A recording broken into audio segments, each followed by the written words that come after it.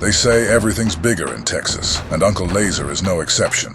With his larger-than-life personality, wild storytelling, and unapologetic sense of humor, this Austin entertainer has carved out a niche in the comedy world that's as bold and brash as the Lone Star State itself. From his time as a blue-collar oil field worker to his debut on Kill Tony, the biggest comedy podcast in the world, Uncle Lazer is a absolute goddamn machine. Uncle Lazer's rise to comedy stardom has been unprecedented. Uncle Lazer got on and fucking played the harmonica. I just thought he was a local coke fiend. Phenomenal. Phenomenal. Yeah, he is definitely a local coke fiend. I thought that's all he A lot of was. guys who do coke also are good at harmonica. But Lazer's life hasn't always been filled with laughter and success. On this episode of the Mike Busey podcast, Mike sits down with his friend Uncle Lazer, and they talk about the hardships of being a fat little kid, his redemption on Kill Tony, On a scale to Brandon Schaub to 10, what'd you rate it?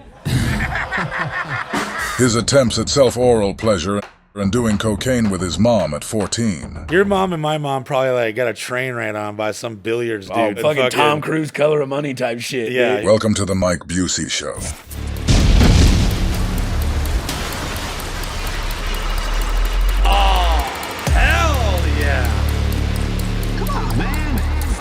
I'm back to butt fuck the podcast game up, and we could not do it without our friends at hornblasters.com. Don't blow your temper, blow your horns. Use the promo code Busey at hornblasters.com.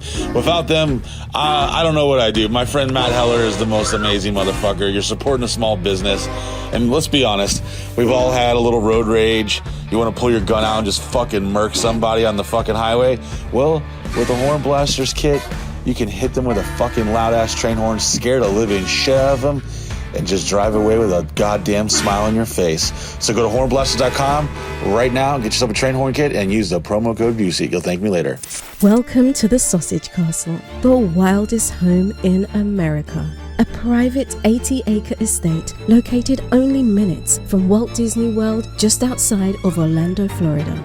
The home of the party legend and self-made entertainment entrepreneur Mike Busey, who has hosted the wildest and craziest parties and events for the last 20 plus years. You have seen us featured on Netflix, TMZ, MTV, Vice, and much more. A second home to many of the biggest entertainers, athletes, and rock stars in the business. You never know who will show up. A place to play, work, and create. Countless movies, TV shows, and music videos have been produced and filmed at the Sausage Castle. This 80-acre entertainment complex has anything and everything you could imagine. Endless fun and wild activities to enjoy. This is the ultimate Florida experience, and it's always a good vibe. It's like an adult summer camp where the pursuit of life, liberty, and happiness is alive and well. Come experience it yourself. Become a member of MikeBusey.com. Ladies and gentlemen, boys and girls, or whatever the fuck you identify as, my name is Mike Busey, but you already knew that. Welcome yourself to another episode of the Mike Busey Show. Today I have the pleasure to be gathered by a fellow Texan, a comic, a rock star, a friend, and a mouth organist. We had to Google that. Mouth organist? Ladies and gentlemen, Uncle Lazer. Hey, yeah. How we doing, baby? Mouth organist. Yeah. A man who plays the harmonica. Yeah. The skin flute, some call it. I've definitely put many years on the skin flute. Yeah. No, the only reason I learned how to play that shit is because it translates well to eating pussy. I thought maybe your mother listened to Blues Travelers while you were pregnant. While I'm breastfeeding. Yeah. And then then all of a sudden you just fucking popped out and just took it. Learn how to do it. Nah, I just heard blues music on the radio one day and I'm like, what the fuck is that? And it just resonated. I'm like, I gotta learn how to do that. Well, I think you surprise a lot of people when they see you break out your fucking harmonica, and then they think it's gonna be like shit. Like, oh, what bullshit is gonna pull out of his ass? But the next thing they're like, oh shit, he's bringing it. I played when we was in Florida yesterday, some girl was playing guitar up there and she was playing Billy Joel Piano Man, and that's the first song I ever learned how to play on mine. Usually I don't do that, but I always keep that thing on. It's in my back pocket right now.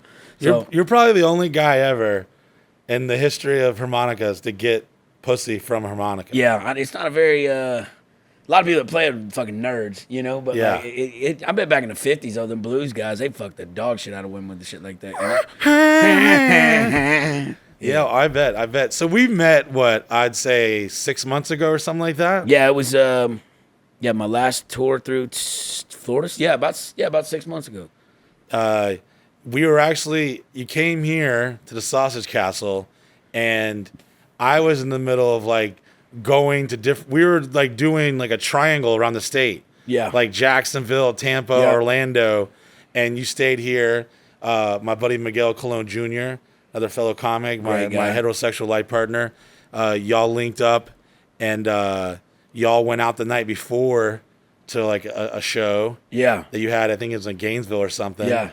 And I forget reason why I couldn't come, but I know you and Rowdy Rob and Miguel, and I just knew Miguel was in it for that night. I was like, oh God. Hey, he's a fucking soldier. That boy stayed sober, drove us back and forth. I mean, he's a real one, bro. Y'all came back about 3 or 4 in the morning with some scallywags. Oh yeah, fuck. And Rowdy Rob was passed the fuck out inside the car.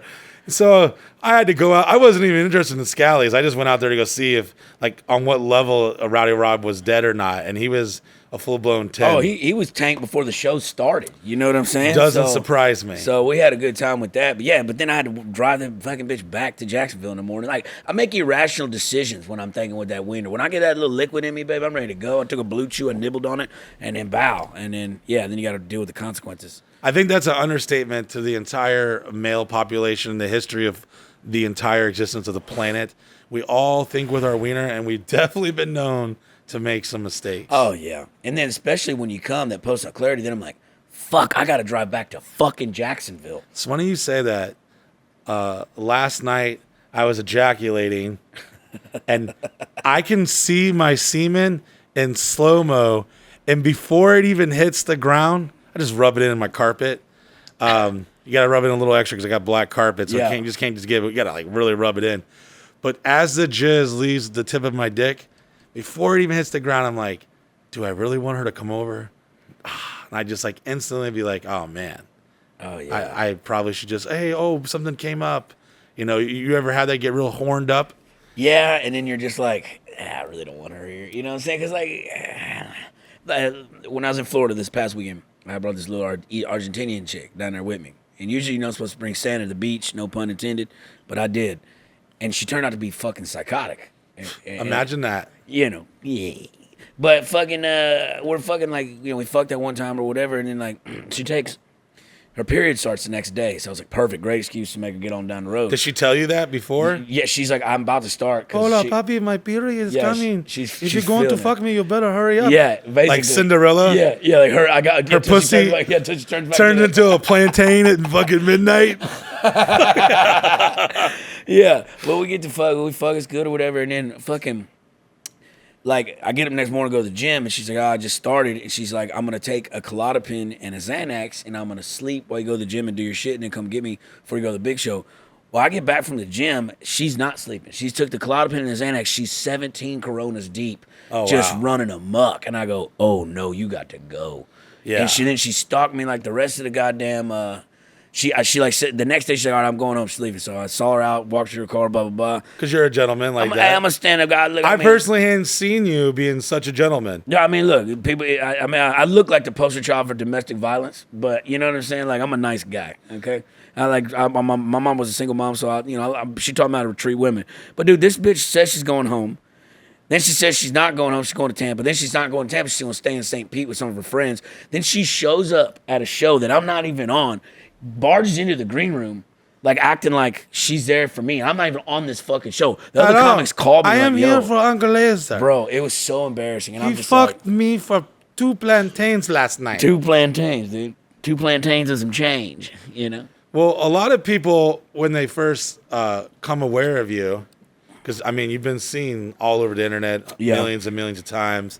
And I think a lot of people, including myself, I'm honest, is like, you try to like look at you and you're like, all right, what is he on all the time? Is this really him? Is it like a quote unquote gimmick? And I am here to say you are exactly who you are. And I was refreshed because we meet a lot of people here, and some are cool. Every now and then we meet some real fucking douchebags, but that's not you. You're definitely you are the real life version of who you portray, Yeah.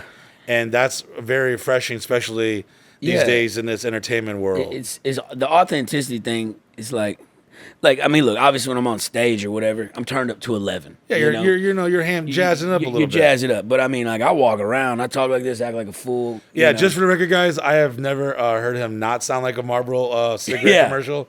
So, in case you were wondering, I think Santa Claus is real on this case. Yeah, I swallowed a frog when I was little. All them bitches were kissing them princes and they turned into princesses and not on my fucking block. So I started eating frogs. Well, that'll do it. Nah, but yeah, so now I mean, when she sees what you're getting, I like it portrayed to like wrestling. Like whenever you see like a badass fucking wrestler, and they had like a mystique about them, if off camera they were like kind of not who they were, it just took away the appeal for me. It's like, oh, you're not living that. You're not about that. Well, you're definitely.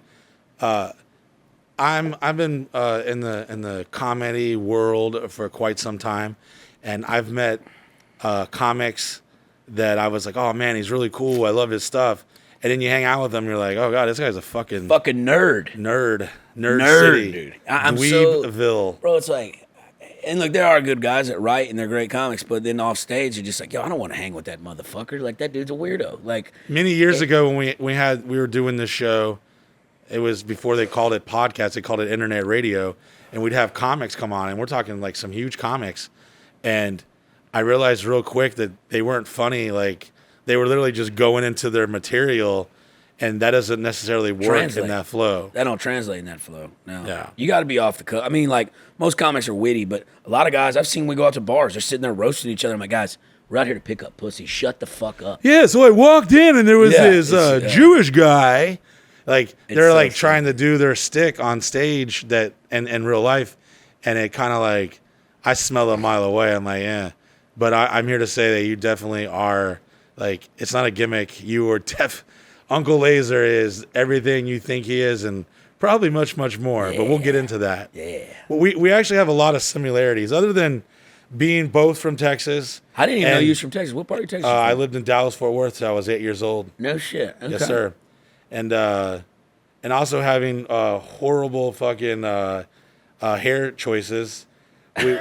We actually we fuck bitches and get money. Yeah. And we have a good time. We have a great time. We're not like some of these other motherfuckers that just like play the gimmick and. Now we're living it. Yeah. So I'm excited to have you on. Thank you for coming. No, thanks for having me, man. I the first time I saw you, I think ever.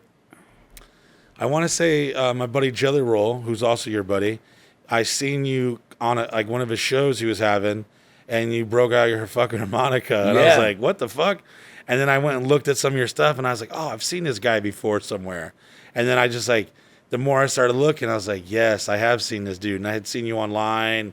I'd seen all these I think it was Miley Cyrus, like a TikTok. That was the one that blew me up, yeah. Tell me about that. So at that time, I was working oil field for ConocoPhillips, and I had a private Facebook and a Snapchat. That was it. I didn't do any of the social media shit. And a buddy I played baseball with back home, he's like, man, these fucking Snapchats are hilarious. He's like, when you upload it, save it, and send it to me, I'm going to make you a TikTok. And literally, that first Miley Cyrus, that was the first video I ever posted. It got 8 million views in a night. So you were just dragged into this business. And then I was like, oh, fuck, there's some here. You know what I'm saying? So I was like, I just started making it. But at that rate, everything I was putting out, people were seeing it, and they're like, well, who the fuck is this guy? And I'm like, yo, this is what we do on the oil rig the whole time.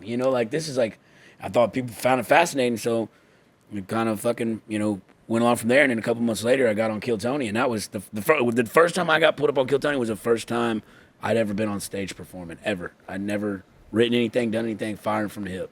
Well, before we get to that, tell me a little bit about your childhood and like high school years. Like, how far, when did the essence of Uncle Lazer enter into your soul? So I was always... we all, as a young man, we're all out there trying to find ourselves and figure out what the fuck we're going to do with our shitty public school education. Yeah. So walk me through a little bit about that. So like, I get a lot of that shit from my dad and my uncles. Go over there Christmas, Thanksgiving, we're all playing cards and they're just cutting up, acting an ass, fucking roasting the shit out of everybody. So I've always been kind of funny and like that. Like every time I remember growing up, like my idol was Steve Stifler from fucking American Pie. That's who I wanted to fucking totally be. believe I wanted to you. be the Stiffmeister, dude. I fucking loved him, and that was the shit. But as I got older, I was like, when I was little, I was kind of fat. And my mama told me, I'll never forget this. I was swimming practice. I'm like 4th grade or something. She goes, I had my shirt on in the pool. She's like, baby, you're fat. She goes, but if you're going to be fat, you better be funny or else you're never going to get fucking pussy. She told me that at 4th grade. I was 10.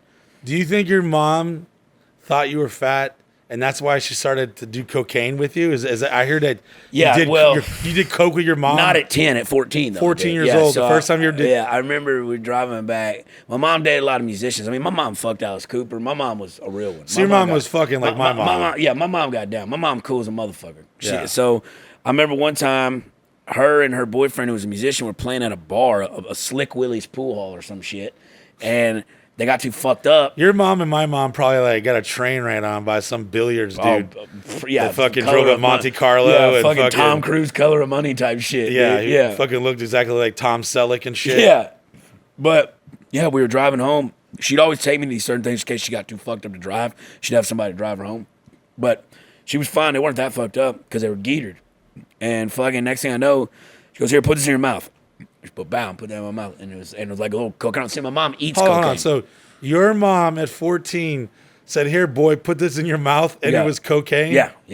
Oh my god. Yeah, and she goes, and my mom eats cocaine. She doesn't snort it because she's like, I want to be able to breathe in the morning. She goes, if I do it or not, only doing it one nostril so you breathe. That's the best piece of advice I ever got because that's the truest shit in the world. But she eats it. But I think that's why nothing gets wasted. I don't think. Yeah, well, nothing at all. But I think that's why I got Crohn's disease too. So there's a flip side of that coin. You know what I'm saying? But we got all fucked up on cocaine together. We went home and she taught me how to sew on a sewing machine and she taught me how to play backgammon all night. We just got geetered to the moon. Hold on. Your mom said, "Here, boy, here's some cocaine," shoved it in your mouth, and then y'all went home and started sewing and playing backgammon. Yeah, it was incredible. Great night. We fucking played backgammon till the birds start chirping in the morning. Yeah. Wow. Damn, I'm wondering if my mother even truly loved me. She never put cocaine down my mouth and taught me how to sew. Yeah, dude, knowing how to sew. But I got to give a lot of credit for I'm good. I've always been pretty good with women, but my mom and all her my mom worked at Frito-Lay. All her sisters were hairdressers. So when most people getting socks and underwear, I'm getting motherfucking badass shampoos, and I'm doing my mom's hair, like bleaching her hair and shit at the kitchen table, and like knowing how to sew. Like I can be a bitch better than a bitch can. You know what I'm saying? Like I got better hair. All right, I can fucking sew. I can cook. Hey, welcome to 2024. Look at us, baby. Where the men are taking over, women of the year and everything. Yeah, bitch. dude. Y'all ain't shit. Wait till we start growing pussies out of our armpits. Yeah, y'all. We're shutting y'all down. Ain't never leaving the house. Yep. So, you and your mom are having fun. Yeah. You're learning to sew. You're doing cocaine. Yeah. Did you go to school, college? Yeah, no, I went to public school, and then I did a semester at community college in Austin, and then I realized that shit ain't for me. So my dad, he's a machinist. He like lathes, big lathes, manual lathes, and presses and shit like that. So I just got a little summer job over there with him, sweeping up floors and shit, and then they saw I was decent with computers, and they offered me a job in the oil field. And they're like, I was like, nah, I'm going back to school. I think I'm going back to school. And they're like, you make $120K your first year. And I was like, yeah, fuck school. So I would have said the same. I got in the oil field at 19. And I was in it till like January's barely been a year. I quit the oil field and did comedy. And what did you do in the oil field? So I started out at MWD, just running this tool that goes down ground, basically like a compass, tells you which way you're going. And then I worked my way up to a supervisor, and then I worked me up to a directional driller. So I would literally be in a chair steering the well bore as we drilled. Like you're basically a geologist. No, I'd have to take orders from these dumb motherfuckers, though, because, like, in drilling, you don't just drill straight down and frack. You drill straight down and then go like 10,000 foot or so, whatever target depth is, and over the next 1,000 feet, you bend the pipe to 90 degrees, you lay flat, you drill for 2 miles, and you stay in a 10-foot zone. But, like, these zones aren't just, like, flat surfaces. They're concaved and so you have to stay in a target zone. Well, I have to steer this motherfucker. So that's where you learn to lay the pipe. That's where I learned to lay the pipe, Mikey. Oh, man. So how do you're out there in the oil field, and I'm just, my boy Roddy Rob also worked in the oil field. I know many of my friends have done that. From what they told me, there's not much pussy out there. No. Some aggressive lesbians. Yeah, we call them rig nickels. And what's that about? Hard fives, them fugly fives. But out there, you ain't. I mean, look, dude, I go out on stint, and now at the back end of my career, we had the 2 weeks on, 2 weeks off. But prior to that, I worked 90 days and come home for 15. So you're pent up. It's like prison, but with windows. You know, so and they Were did. you ever like out in the Gulf, like on a rig? No, I Like- was always land. I always worked on land rigs, but I did a lot of drilling in New Mexico in the Permian Basin. But they had rigs next to Midland that you could get off, and in 20 minutes you're at a bar. But they stuck my ass on the fucking ranches in New Mexico that the closest fucking convenience store was 2 hours. They did that on. I'm glad they did it because I would have lost my job. You know, because I was. Been fucking the local Circle K bitches. That's it, baby. You know what I'm saying? Because when you walk in with oil field money in one of those towns, they know. Every kid in there would have had every baby in that town would have had a fucking mullet. Yeah, the one thing I'm scared of with like this like fame shit blowing up is I'm scared that somewhere out of the blue, some woman from Ohio is gonna come and say this is your kid. Because dude, I didn't pull out of a fucking driveway back then. You know what I'm saying, bud? Like it was fucking incredible running. See, that was my biggest fear growing up is to get someone pregnant. And now that I'm in my 40s, I'm like, fuck it, let's just roll the dice. I think my balls don't work. Yeah, I don't think mine either because I've never had a pregnancy scare. Only pregnancy scares I ever had was like, hey, I need some money for this with Bobo, and then I'm like, well, what's up? Well, let's talk about this, and then I'll kind of like tell them I'm not really on the abortion vibe. Like, what are we doing here? I know you're a shitty woman. And I probably should have made better decisions fucking coming in you last night, but. You know, you're just going to give up the kid or something. You know, like, come here, look at it first. You know, do we get the name in or something before we just flush it? Like, But normally when you tell them you're not paying for the abortion, they'll tell you the truth. Like, oh, I was just kidding. I'm like, she's like, I had this one girl tell me it was just an April Fool's joke. I'm like, bitch, it's December. Yeah. What are you doing to me? The fuck is the April Fool's joke? Yeah. So you've been just raw dogging all around the world. No condom. Nah, I'd use them now. I got to now. Wow, really? Know, just because.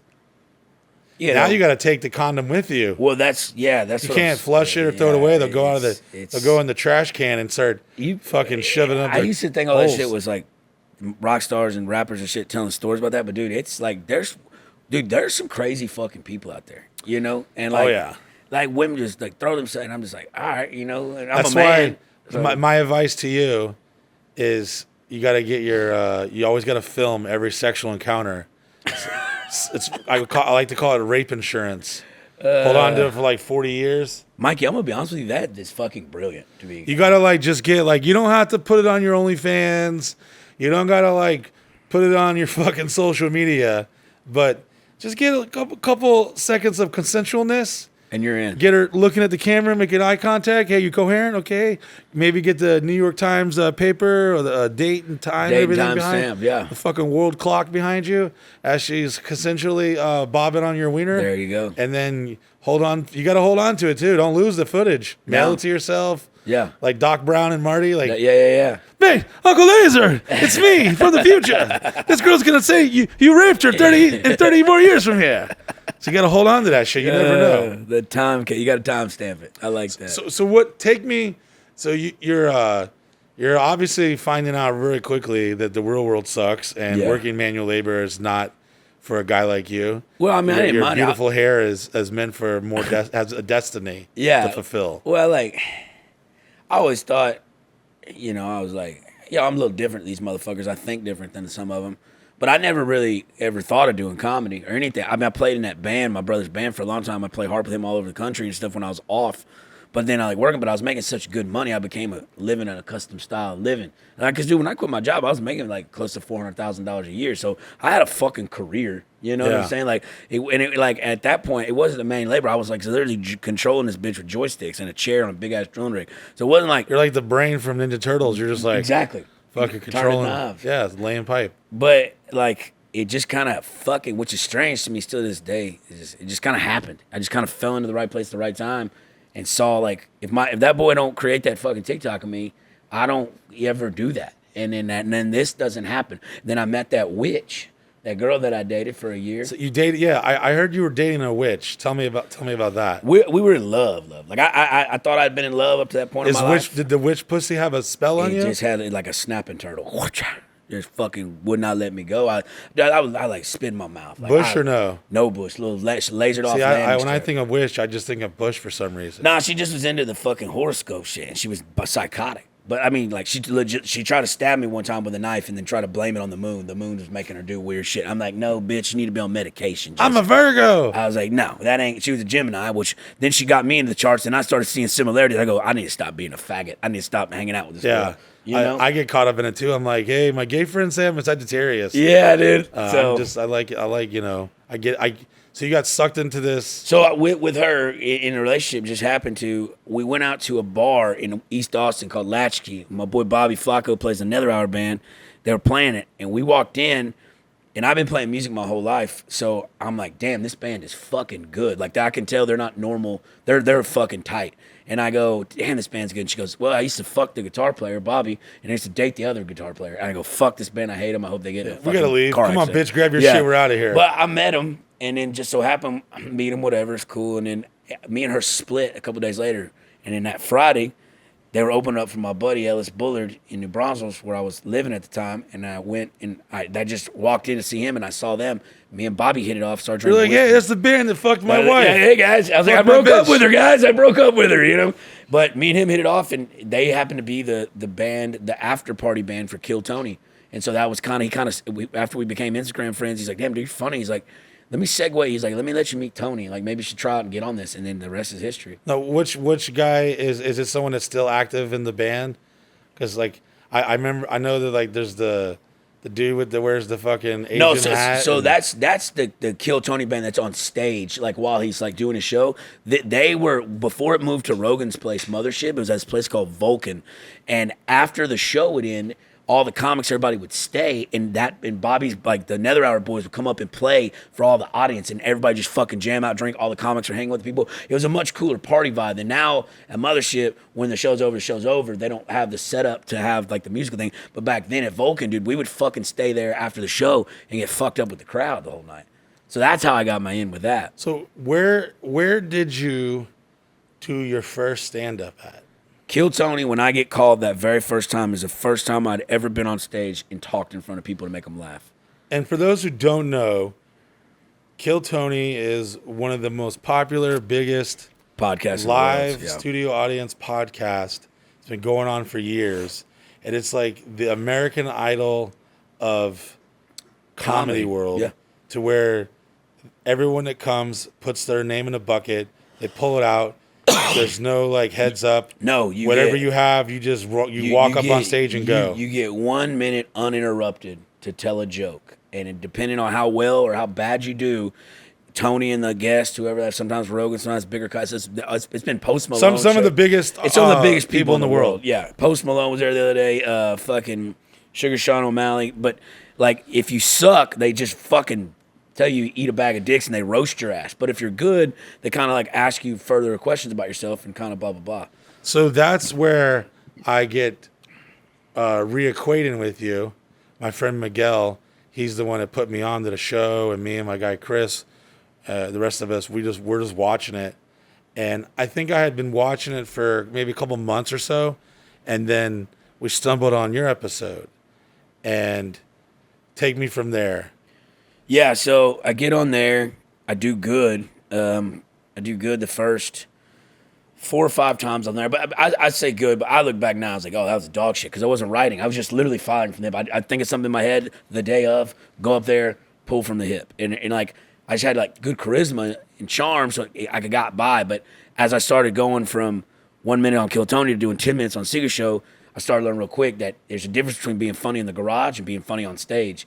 You have to format it, structure it, write, and maneuver. And I wasn't getting that part, but I was living like I'd already made it. I was getting fucked up. So that 6th time I went on fucking Tony, I took a bottle of whiskey on stage. I just got off the plane from Tampa. It was my first show I'd ever done outside of the States, or outside of Texas. And I get there, I'm drunk from the plane, still drinking green room, took a fuck ton of mushrooms, went on there, and just acted a complete ass. I haven't even watched that episode. It's that bad.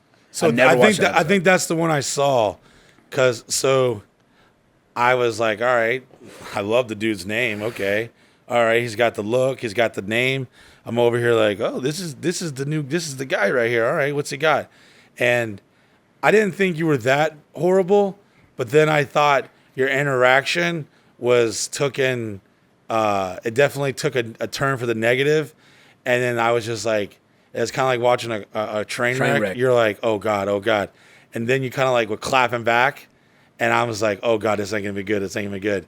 But I think Tony Hinchcliffe is such a legend that he was able to, like, I guess, humble himself in a way to where he saw something in you. He just knew that you had a bad. It started off on a bad foot. He saw that he's a genius for what he does. He's a great comic, a great businessman, but he saw potential in me. But also at the same time, he's like, you know, where Tony was in the game for 16, 17 years. I mean, granted, let me remind those who are watching.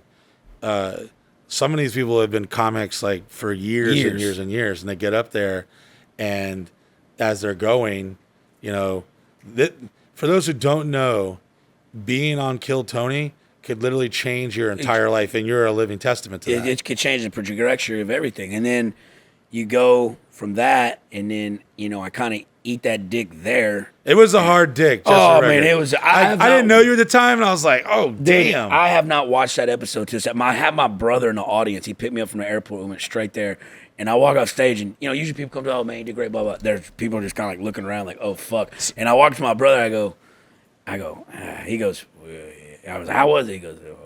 He's like, don't. He goes, don't watch it. Don't watch it back. Don't watch it back. It was not. We should probably leave. And so so then I had to go home and really decompress what it went on, because at that point, you know, I quit my job. You know, I was like, I'm gonna go fucking all in. But I think without me, this is like the perfect beginning of a true Hollywood story area. Like, all right, I quit my old job. Fucking, I'm all in. Yeah. And then you completely you just shit the fucking bed. But I think I try to see the bright side of things. I try to see like the relevant side of like why did that happen? Everything kind of happens for a reason. Without me eating that dick like that, I don't go into that dark state of like, fuck, I made the worst decision of my life doing this. Instead of like being that victim card thing, I was like, I'm gonna use this. I've got to get fucking better. I was like, if I'm gonna fucking do this, I can't do it on hair, looks, and average white wiener alone. I've got to be where I'm supposed to be. So it made me write. It made me fucking understand the art form. It made me maneuver correctly. I was like, I'll take that L so I can dig myself out of this fucking hole now. Because I was in over my head, dude. I was doing shows for sold out crowds. I couldn't do 10 minutes of stand up, let alone 30 minutes. These people are paying their hard money, and they see this, like, they're not gonna come back and see that. I think that's where Tony Hinchcliffe is such a genius, because he created this very like simplistic format. We're gonna give people a chance to come up. It's basically like an open mic, but it's random. Pull them out, and from what Miguel's told me, you're in a back alley, hundreds of people back there, and everyone's just like hobnobbing. Some guys are seasoned. Some guys are just started. Some people, well, not some people, a lot of people that go on Kill Tony are fucking delusional. Yeah. Like, I'm wondering why the fuck. It's like watching someone throw a golden ticket into the trash. Yep. Because you got a lot of people there for the right reasons, and you got tons of people there that are literally fucking delusional. They think they're funny, but that's also kind of the excitement of watching the show. Yeah, because you can is watching someone bomb. Yeah. But I remember feeling like, damn, like I liked his name and I liked his look and his swagger. But where I think Tony Hinchcliffe is such a G is that he was able to, like, when he brought you on. And then I was even more, I was like, oh man, they're going to give this dude another shot. He's going to really fuck this shit up. And as I watched, that's when I think everyone fell in love with you, because you were able to humble yourself. Yeah, I was partying like I'd already made it, and I needed to have that little fall from grace to know, like, yo, you're not unstoppable because you ain't fucking earned it yet. And so it made me like really bad. That was a nervous, going back on that redemption one that you're talking about, that was the nervous I've ever been in my life. I was nervous for you. Because I know if I fuck that up, I'm never coming back to that show. You know what I'm saying? Like if that one goes bad, if I eat a dick there, and to this day, like I do that joke, because that 1 minute format is hard for me because I'm a storyteller. Of course. But that's no excuse. Like Ron White's a storyteller, but I've seen him do a minute on Kill Tony several times, and he fucking murders. So it's like I just had but walking up there. And I remember as I walked to the stage, I blanked. And I'm like, but luckily I hadn't started talking yet. completely forgot what joke I was gonna do, which has never happened before in my life. Oh, man. And I'm like, fuck, and then I'm like, oh, there it is, bow, and I just said, fuck it, give it to him. You had And your then- Eminem lose yourself. Oh, I moment. was throwing up on mom spaghetti in my fucking backpack or whatever. and dude. I think that's when the world was like, no, let's see what he's got. Let's see what he can do here. And I still get massive fucking haters, but I will say one thing that makes me relevant, and this is the look thing that you're talking about, right? Because my dad always told me if you can get someone to look, you can get them to listen. He goes, we're all comics, we're all funny. Everybody's got their taste, and comedy is subjective. It's an art, right? But like, undeniably, when you look at me, regardless of You're my visually comedy, stimulating. you're gonna be like, I want to have a beer with that motherfucker. Yeah. You know what I'm saying? So that's already kind of on my side, but now I got to do the thing like I've got, I don't want to say like suck my own dick here, but like I've got something like you can't, like I look at this not as like, oh, I need to be the best writer, best joke teller. I was like, no, I need to be a fucking brand. All right. I can learn how to write jokes. And maybe I did it opposite, but I'm going to do it my own fucking way. But now I'm understanding like this art form and the way you maneuver and how to write a joke and how to be funny in silence or how to bring a tempo or bring down a tempo. Now the learning part I can learn, but the part that you can't learn, I've already kind of had since I was a kid. You know what I'm saying? Like my charisma, like anywhere I go, all I'm trying to do is have a great fucking time. And I think people don't take that shit into account enough. Like, dude, these people paid all this money to come out here and see you. All right, or like they're here. Like, take them out of their world for just a fucking hour. All right, like give them something. You know what I'm saying? I definitely think that's will be forever remembered as your Cinderella story. Like, Yeah. to where you shit the bed, and then you threw salt in it, and then you came back We get a beer, homie. and you fucking and you killed it, and then as the episodes went on, we see you further along, and then you're becoming this like, you know, one of the regulars.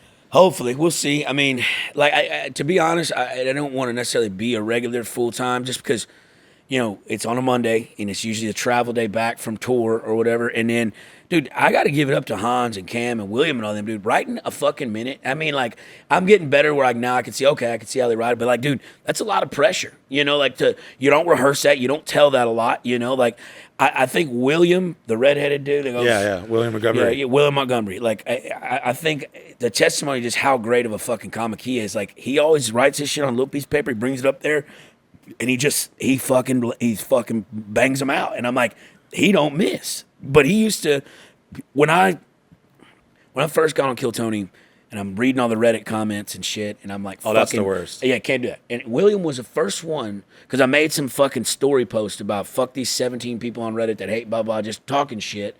William called me, he goes, stop doing that. He goes, you're giving them what they want. They just sit in silence. He goes, he told me all his stories. But then William told me how, you know, he used to be addicted to cocaine and alcoholic, shit like that. Now he's completely sober and clean. And he's like, man, you know, you do what you want. You're a grown man. He said, but at the end of the day, man, like, you can't be doing cocaine on stage. You can't be. He was the only one to actually give me like solid ass like fatherly advice. I think a lot of people saw that because we saw the potential, and then we're like, all right, this guy's he's getting pussy with or without this shit. Yeah. So he's got that confidence. But then we were seeing him Get cocky. a little too cocky. But then we're also like, all right, we see like he could do it if he could just humble himself a little bit and then kind of like learn the ropes. Because it's like being on Kill Tony as never doing like, you know, never being a touring comic is basically performing at the Madison Square Garden and never ever like having a garage band. It's like just going straight to the top. Yeah, and and in that you can lose yourself, you know, getting that kind of opportunity. But at the same time, man, like I quit my job. You know, I think I'm on this like high horse hoorah, and then I get the shit knocked out of me. I get punched in the fucking face and knocked down. And if I don't have that experience, then I don't ever revert back into going. Because someone asked me the other day, "What's your biggest fear?" And I said, like failure, but not failure as in like I tried and I failed. Failure as in like I didn't fucking maximize my potential. Being that cocky asshole on stage right there, that's not who I am. I'm confident in myself, but I'm not. I hate when people are cocky. I like when they're fucking confident though, you know? Yeah. I think everybody should be.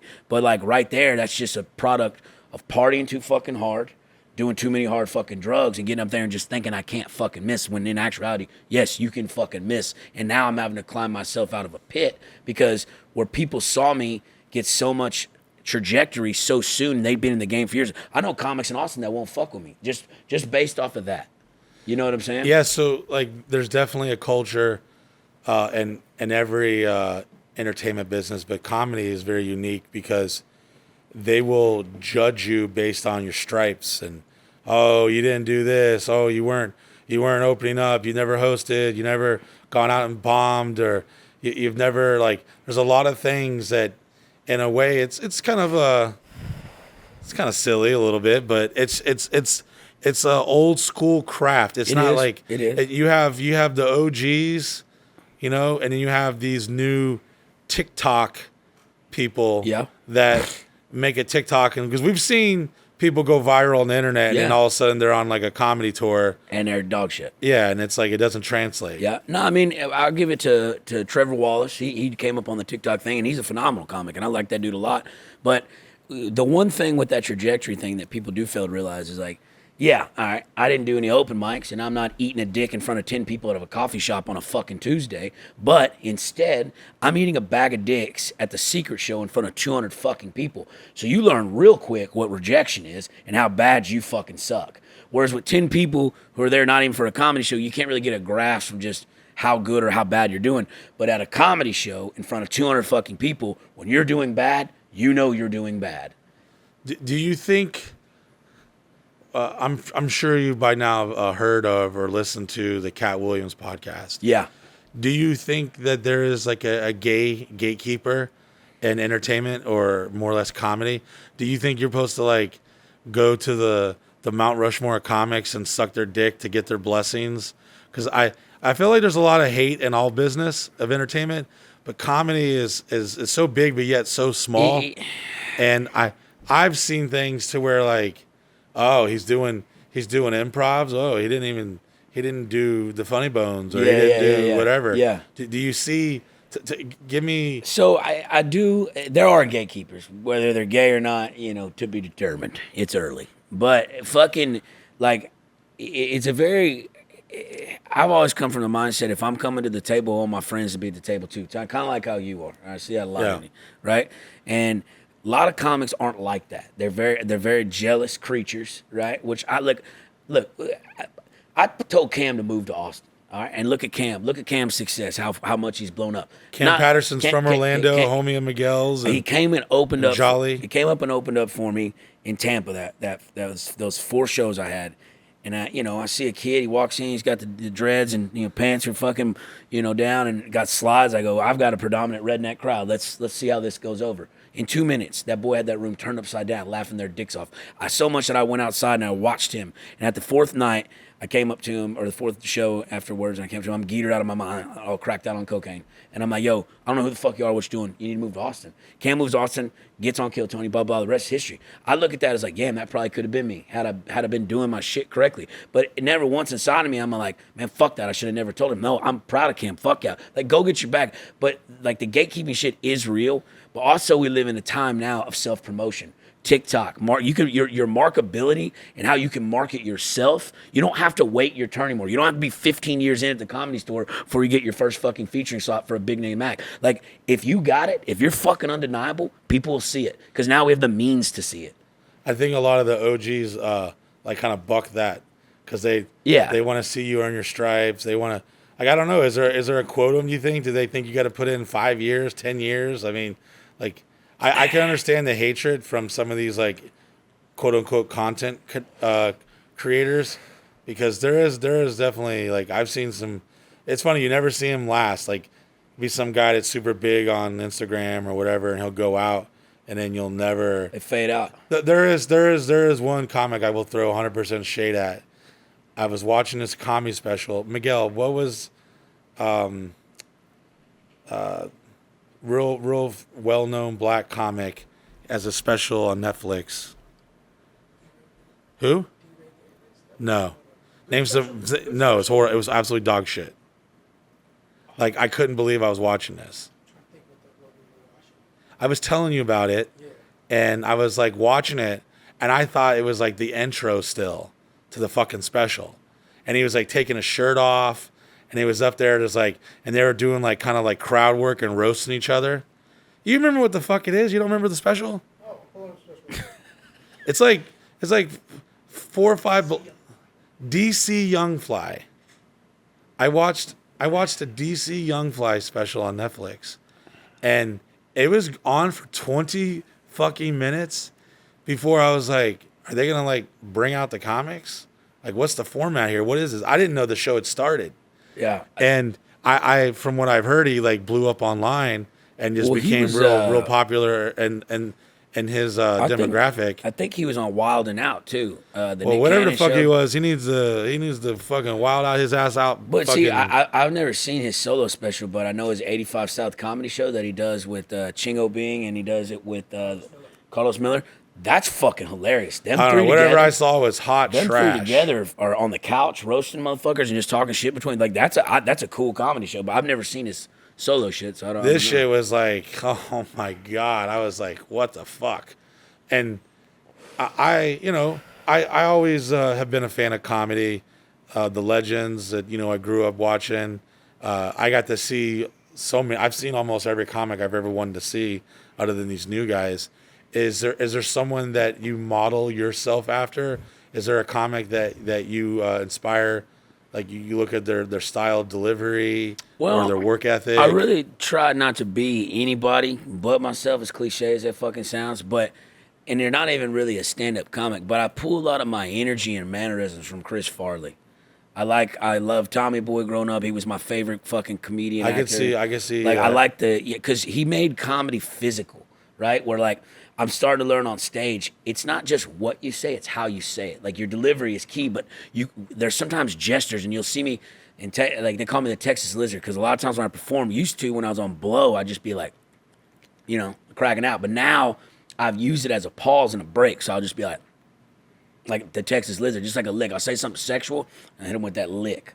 Like that old school, like a black dude. Some chicks in the front row, like I think like when big black ball dudes, like big ass plug, rub their head. You know what I'm saying, like that. Yeah. Like Rick Ross and that bitch. You know what I'm saying? So, Larry Hoover. But like, yeah. So I don't really try to pull from anybody, but like Bill Burr and Ron White obviously were big influence. Like I love Bill Burr, love Ron White. But like Chris Farley's just style of being physical, I was like, yeah, dude. Like when he goes to that fucking table on SNL, that wasn't even in the script. He just did that on cue. Like knowing the wherewithal and knowing like reading that room and that vibe and that energy, taking what's already funny to an exponential level by using something like that. I like that. I've always been a fan of Chris Farley. Is there any comics that you have already gotten like you got beef with already? Is there a guy that you're just like on site? Fuck him. He's not a comic. Sucks. He's not a comic, but he runs a comedy podcast. I'm not even gonna say his name because I don't even want to fucking give him the note. He knows who he is, and I done told him to send me his fucking address about 12 goddamn times. But this motherfucker, he hates Kill Tony Universe. He hates the only comic I've ever heard him talk good about is Shane Gillis. And Shane Gillis is a homie, love him to death. But this dude has these little minions, and they're all just little trolls. They like the people that have like 100 followers. They follow 7,000 accounts. They got pictures of dogs and plants and shit. Just fucking trolls, right? But like I heard he was talking shit about me, and so I said something back on something, and he got around to him. He like freaked out, and now he's got. But I guess he said something. I could be getting this wrong. Either Sam Tully or Joey Diaz. I can't remember which one it was, but he was talking shit about them, and they drove to his motherfucking house and sat outside of his house honking the horn for 8 hours fucking straight, telling this motherfucker to come outside, and he cowered down. So, yeah, I got beef I hope with it that. was Joey Diaz. That just would be the better story. Yeah, but I mean, look. Get out of here, you fucking cock-sucking pussy. Yeah, he's fun. But I got something. But you can't just hit everybody where you go. You got to fucking abide by the law. But what I'm going to do is I got something in the works. I'm going to try to talk to them boys that Rough and Rowdy in the Barstool and set up some kind of charity boxing match. I'm just saying sign the contract. Yeah, I know those guys. They hit me up about 2 years ago wanting to have a Rough and Rowdy here because they knew we have the WrestleMania 3 ring. That would be dope. I'd be honored to do that here. To have a big kickoff party, just beat the fuck out of this curly-headed fuck. Apparently some kind of open micer never made it, ran a comedy club, was just shit. I don't know. He's like, I don't even know how old he is. He's probably a guy that like. I will say he's got a good beard. I'll give him that. He's got a handsome fucking beard, nice fucking beard. But outside of that, I'll beat the fucking brakes off that dude if he doesn't keep his fucking name out of my mouth. Speaking of people that suck, what's your opinion of women in comedy? Let's be honest. Okay. Let's be honest, all right? Full disclosure here. Women are great at a lot of things. Comedy, not necessarily one of them. Granted, there's a lot of amazing female comics. We know that. We know there is. But there's this bar that's like lowered for them because they're females. All right. Have you seen, and you don't have to say no names. I'm not asking you to snitch. Okay. But have you had an experience with any women comics that for some reason, somehow, some fucking way, they're just trailblazing right through the front line? I know two of them. And you're just like, why? Why? Never not why. I mean, there's a couple that I'm like, how? But then there's two different approaches in women in comedy, okay? And I've always been, be who the fuck you want to be. Don't let anybody dictate what you can. They told the Beatles cut their hair. They told Elvis not to shake his hips. Like, do what you want to fucking do, right? But some women do get booked just because they're hot or they wear something slutty on stage. But I've also, like, good girl comics that I know, they're like, man, it's not the same when you're dressed like that versus if you dress down a little bit. Like, they have to live under a different faction, what I thought was unique. But, like, my girl Steph Telev, all right, I think she's the best woman comic in the game right now. She's got a goofy-ass curly mullet like me. She's from Canada. And she just great at crowd work, great at all her shit. She's just like this fucking, wears these jumpsuits, like janitor jumpsuits. I think I've seen you on her podcast. Yeah, Steph Telev. Yeah. And then the girl that I met down in Florida, she's opened for Bird a few times, Catherine Blanchard. Yeah, that woman is literally the funniest human being I've, like, on and off stage. That was the first time, because Steph turns it up on stage, but off stage in podcast, she's a great time too. She's funny as shit. But Catherine and me, like, we're all out there in Florida, all the comics, we're partying, like, she's fucking hilarious, like, on point all the time. I'm like, yo, so no, you're that.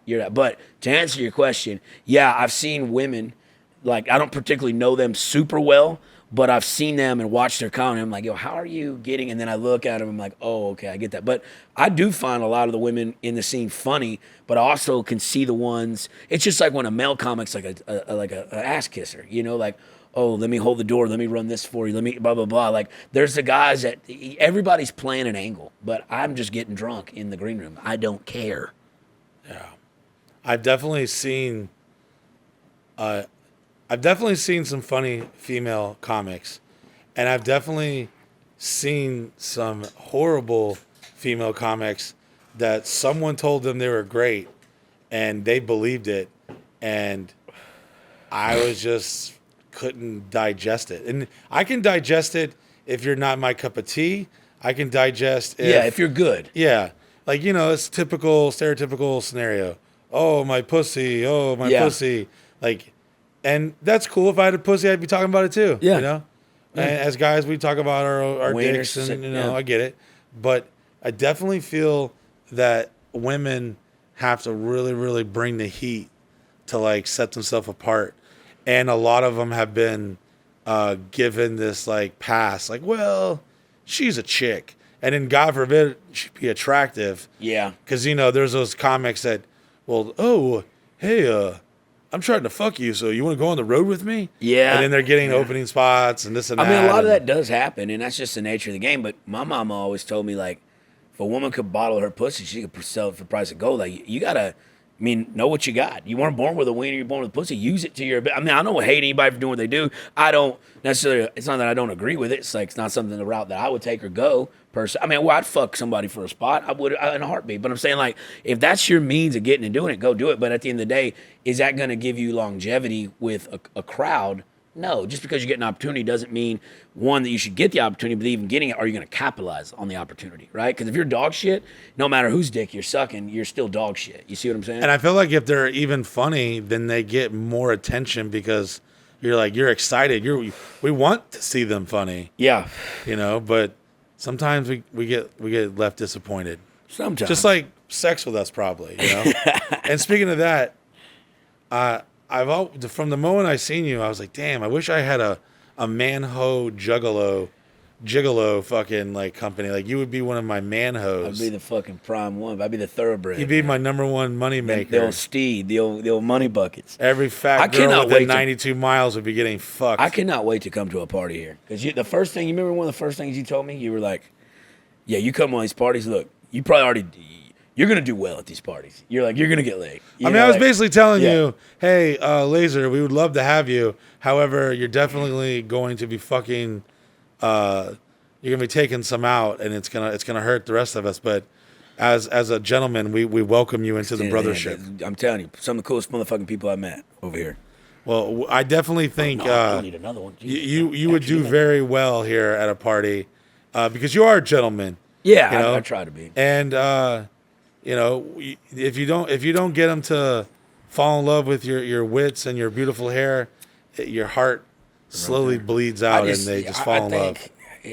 Not chivalry, but I just think like we live in a world now where everybody's so goddamn desensitized, right? And like, you know, I was raised by a single mom, and my dad's a great fucking dude, and they taught me how to treat women. But like, I learned that some guys, like, you know, you fucking going through your emo stage in life, 12 to 14, doing cocaine with your mom, sewing and shit.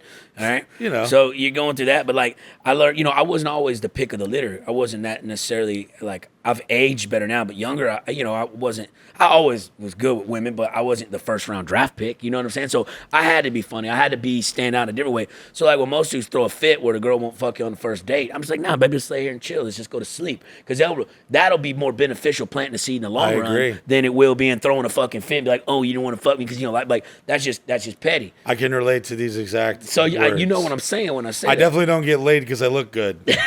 Let's just say that. I don't know, man. Your hair is Let's fucking just money. say that. I love your It goddamn ain't just hair. big gut and this little ass dick. Can we and talk he's- about this lumberjack like superstar? Look at these fucking boots right Let's here. just talk son. about I'm running out of clothes that I can fit. And since we are both fellow Texans, I thought I'd rock some of my boots with you. I like that, baby. What I like about you is every time I see you got that shirt on button, you just let it hang, boy. You don't get It's not because I want to. It's because I can't button it. Okay? All right, let's be honest. Hey guys, you enjoying this fucking goddamn podcast that you listen to for free, you son of a bitch? Well, good. Well, I need you to do me a favor. I need you to go to hornblasters.com and use the promo code Busey. Buy yourself or one of your loved ones a train horn kit from hornblasters.com. Use the promo code Busey because without them, we wouldn't be having this goddamn podcast. Let's be honest. And if you're enjoying it and you want to hear more, well, take your ass to hornblasters.com. Get yourself a train horn kit. And you can be that asshole riding around scaring the fucking shit out of anyone you want to. Maybe you're some shitty ass TikTok content creator and, well, let's be honest, your ideas are fucking goddamn horrible. So let's keep it short and sweet. You just ride around and fucking blast people with your goddamn train horn from hornblasters.com. You'll thank me later.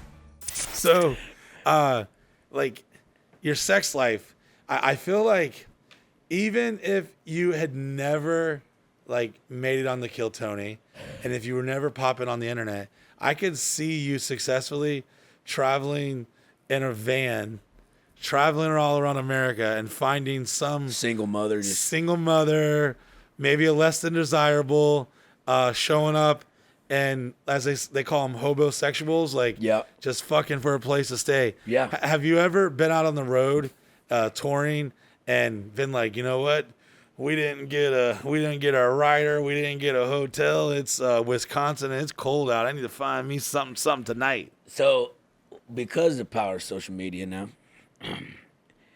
it saves on hotel costs. All right. So I go to different places and I chat with a lot of people and stuff. It's because like you want to embellish in the culture. Yeah, I want to see the town. Yes. You know, I want to be one of the locals for a day. So I'll stay with a nice couple young ladies when I go out to certain spots and.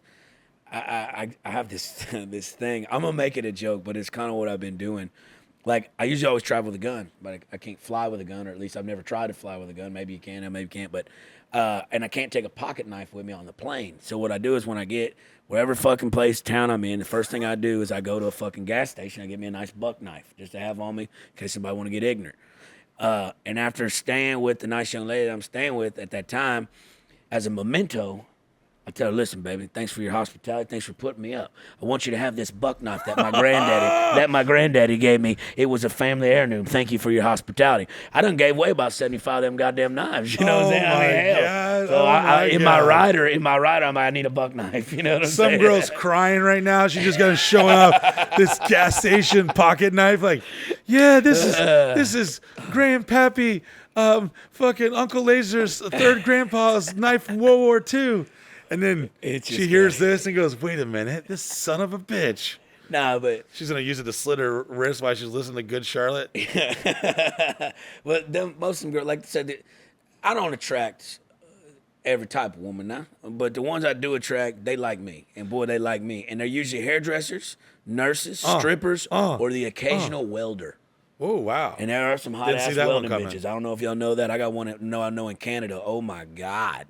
But yeah, I mean, I'm just kind to them, and they're kind and they're cool. When they know what deals, I'm like, look, baby, I can't date you. I don't have enough time for myself right now, let alone another human being. But if you want me to come to town and show you a good time and let's go out and party and like have a good time, like I'm your guy. You're like the circus. You're not here for a long time. You're here for a good time. That's it, baby. George Strait. Me and my guy Miguel, we always say, you could be in a fucking lonely hotel room in fucking Indiana.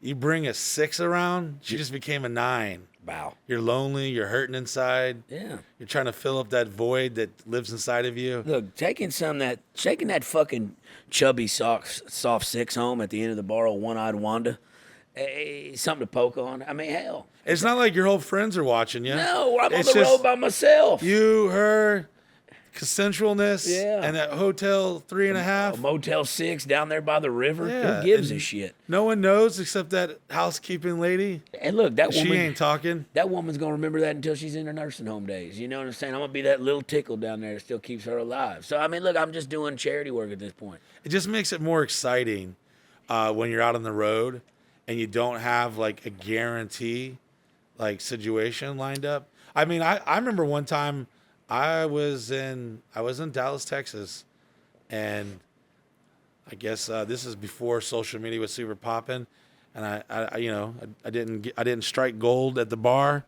so I went home to my nice hotel room all by myself and jacked off, and jacking off to a Girls Gone Wild infomercial. That's it, baby, little side titty. Yeah, and I was just like, well, here we are. Yeah, it's just me and you, Wiener. But this lonely hotel room, and I would have fucked the goddamn housekeeping lady, the desk clerk, whoever. Yeah, because it's not that they were so hot that I wanted it. It's just I needed it. Yeah, and at that moment, it made it so good. Yeah. Have you spread your seed throughout the country? Are there some fond memories of some late nights and some less than desirable ladies and some hotels like? Oh yeah, like I know you got to have a good a sex life. Yeah, I do well, you know. Yeah, I do really well. To be quite frank. I mean, it's full disclosure. I've seen you come back from the bar with some ladies. Yeah. So the legend of Uncle Lazer is alive and well. Look, at the end of the day, I'm just trying to go out a good time. What's better time than chasing some random pussy and knocking it down? It's a good time. It's just what I grew up doing. I like doing. I like women. Don't judge him. Don't judge me. No. He's got so much love to give. But yeah, I mean, look, I've been in some less than ideal situations sometimes, especially in the oil field, because you got to take what you can get. Slim pickings out there. So yeah, I've probably put some wiener in some things that I probably had to wash off with battery acid afterwards. You know what I'm saying? Haven't we all? Just some embalming fluid type shit. But yeah, I mean, listen, dude, you live and you learn. I mean, I get tested every month regularly because I'm doing my. Hey, listen, I ain't the police, all right? I'm just saying. I mean, because look, if we're gonna be with somebody, I mean, I'm gonna keep up my due diligence on my behalf, make sure I'm clean. So, yeah. So, and some people think, oh wow, you got all these followers, you probably filthy rich, and da da da. Sometimes you got to go out on the road and do strange for change. Have you ever found yourself in a situation where there was a little come up, but the come up came at a price? Yeah, dude. Sometimes you gotta lick a puss that tastes like Chernobyl just to get a hot fucking plate. You know what I'm saying? I mean, I'm just preaching to the choir here, boy. Sometimes you're down and out on your luck, but you need. Sometimes the Hotel 6 didn't have continental breakfast. I'm telling you, dude. So there it is. Motherfucker got to eat on the streets. You know, I mean, fuck, we out here just trying to get it. But yeah, no, I mean, I've heard a story where you had an arrangement for some cash. It's where a couple, basically a guy, a cuck, Yeah. wanted you to fuck his wife. For fuck his $1,000, wife. and she looked like Take me there. yeah, it was just in Vegas, and they were fans or whatever, and I guess And it's the least you could do. yeah. Well, and he goes, "I'll give you 1,000 shekels for your hard work," and I was like, "All right, well, let's take a look." And at we've it. all fucked much worse for Well, way less. Yeah, but this bitch come crawling out under the vending machine and looked like a fucking. She looked like a motherfucking Buick seat. You know what I'm saying? Like just fucking. How many leather, miles? man. How many miles? I mean, dude. This thing, it needed restoration. You know what I'm saying? It was rusted out. I mean, couple car accidents. it looked like she fell asleep in the tanning bed forever. You know what I'm saying? Like it was Damn. just bad, bro. And so I was drunk too, and even at drunk, I was like, man, I'm gonna have to politely decline. I said, She goes, man, I'll give you $4,000. I said, dude, Buick's not that bad of a car. Let me take her for a fucking spin. Bad You know credit, what I'm no saying? credit, bankruptcy, Right. divorce, drive, But sign dude, today. That cucking shit is weird.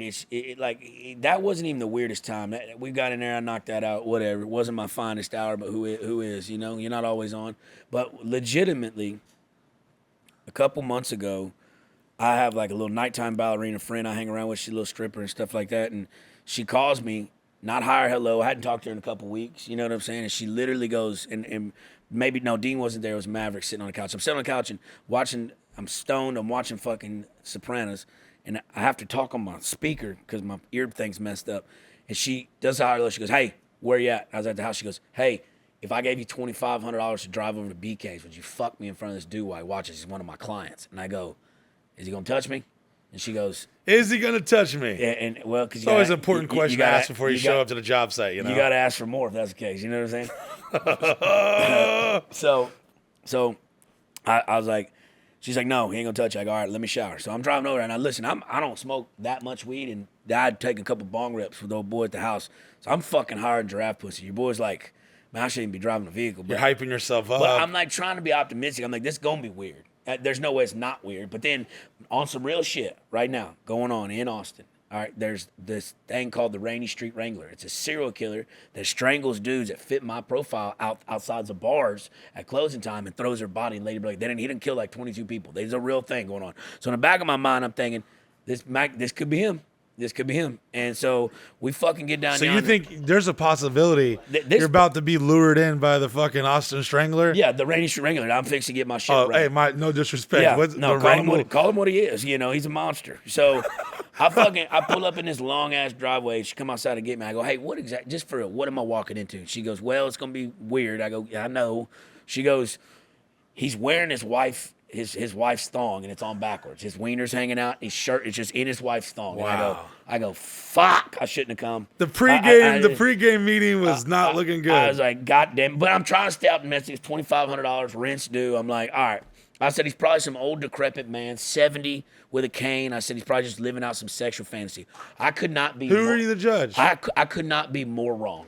He'll walk up to that motherfucking door. He answers that door. He only talks in grunts, like fucking, like Tool Time Taylor type shit.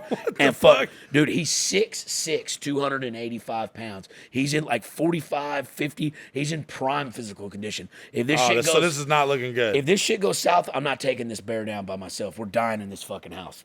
We get in there, and at this point, I don't even know if I can get hard. I always show up. I'm a fucking show pony. I'm a professional now. See, that's why you're gonna be one of my number one man hoes. Yeah, I'm telling you, I always show up. But dude, I get there and we start talking. She hands me the cash, and now I'm bought and paid for. Did you count it? I counted right there out in front of him. That's got to be awkward. It was all in ones. You know, no, I'm kidding. It wasn't all ones. But she takes him better. She sits him down in a chair, and bought and paid for now. So I got to show up.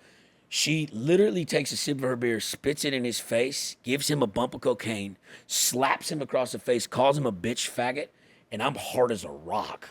This sounds like a Rob Zombie movie. Dude, it kind of felt like, and she kind of looks like Sharon Moon, so really, she starts blowing me, and dude, honestly, me and that girl have fucked a couple times prior, and it was okay, I wasn't throwing the best pole around town at that point in my life, but like, we fucked there, and something about that boy watching us, I fucking turned animalistic, but the whole fucking time, I also like an audience, but I prefer to be a female audience. Yeah, me too. If I could choose. Yeah, and surely not some dude that I think is going to strangle me when I'm done as I'm coming. You know what I'm saying? So, I'm trying to pinky blinder this motherfucker out, keep him out of my peripheral, keeps grunting. Then he starts getting up out of the chair. And I say, no, man, you sit the fuck down. You're making me absolutely fucking nervous. I said, you sit down. He goes, man, my bad. He starts speaking full sentences. Did you go flaccid at that point? I did. It kind of got a little soft. I thought he was going I could imagine. Yeah. And so he goes, hey, man, I'm just trying to put it on some cuckolding music. And I didn't know there was a Spotify playlist for cuckolding music, but it is. It's fucking NSYNC. He put on NSYNC. Shout out to I'm fucking NSYNC. this girl. I was just talking to my boy Joey Fatone like literally hours ago. That's Jolly fucking told me about y'all's story with that. We got too. a NSYNC painting over there on the wall that was given to me. But dude, on some straight up shit, he sits down again. I finish and shit, and then where'd you finish at? I finished on her back, or maybe I came inside. I don't quite remember. And I came. That's all that matters. And I fuck him. She goes, gets a towel, comes back, whatever, and then she's like, hey, and like when she left to get a towel, it's just me and this naked motherfucker standing in the room. I'm like, hey man, sorry about the not being able to get hard at first. I was like, next time let me know in advance. What a professional! You're actually apologizing to your customer. I was like, I'd love to do this again. If you guys are ever around, because it's kind of easy at that point. He's on his Google right now, like Uncle Lazer. Yeah. At first, I had my suspicions, but he really finished strong. What a polite gentleman. Oh, it was 5-star rating, 100%. I mean, I did my due diligence, but she walks back out. She walks me to the door. She goes, hey, if you want to stay, I'm gonna piss on him for $7,000, and I need someone to kind of help me get the tarp out of my car. I said, I'll help you get the tarp out of your car, but I'm good. I'm gonna go home. And sure enough, I get home, and on the news, a couple days later, they find that guy in that blue tarp dead. No fucking way.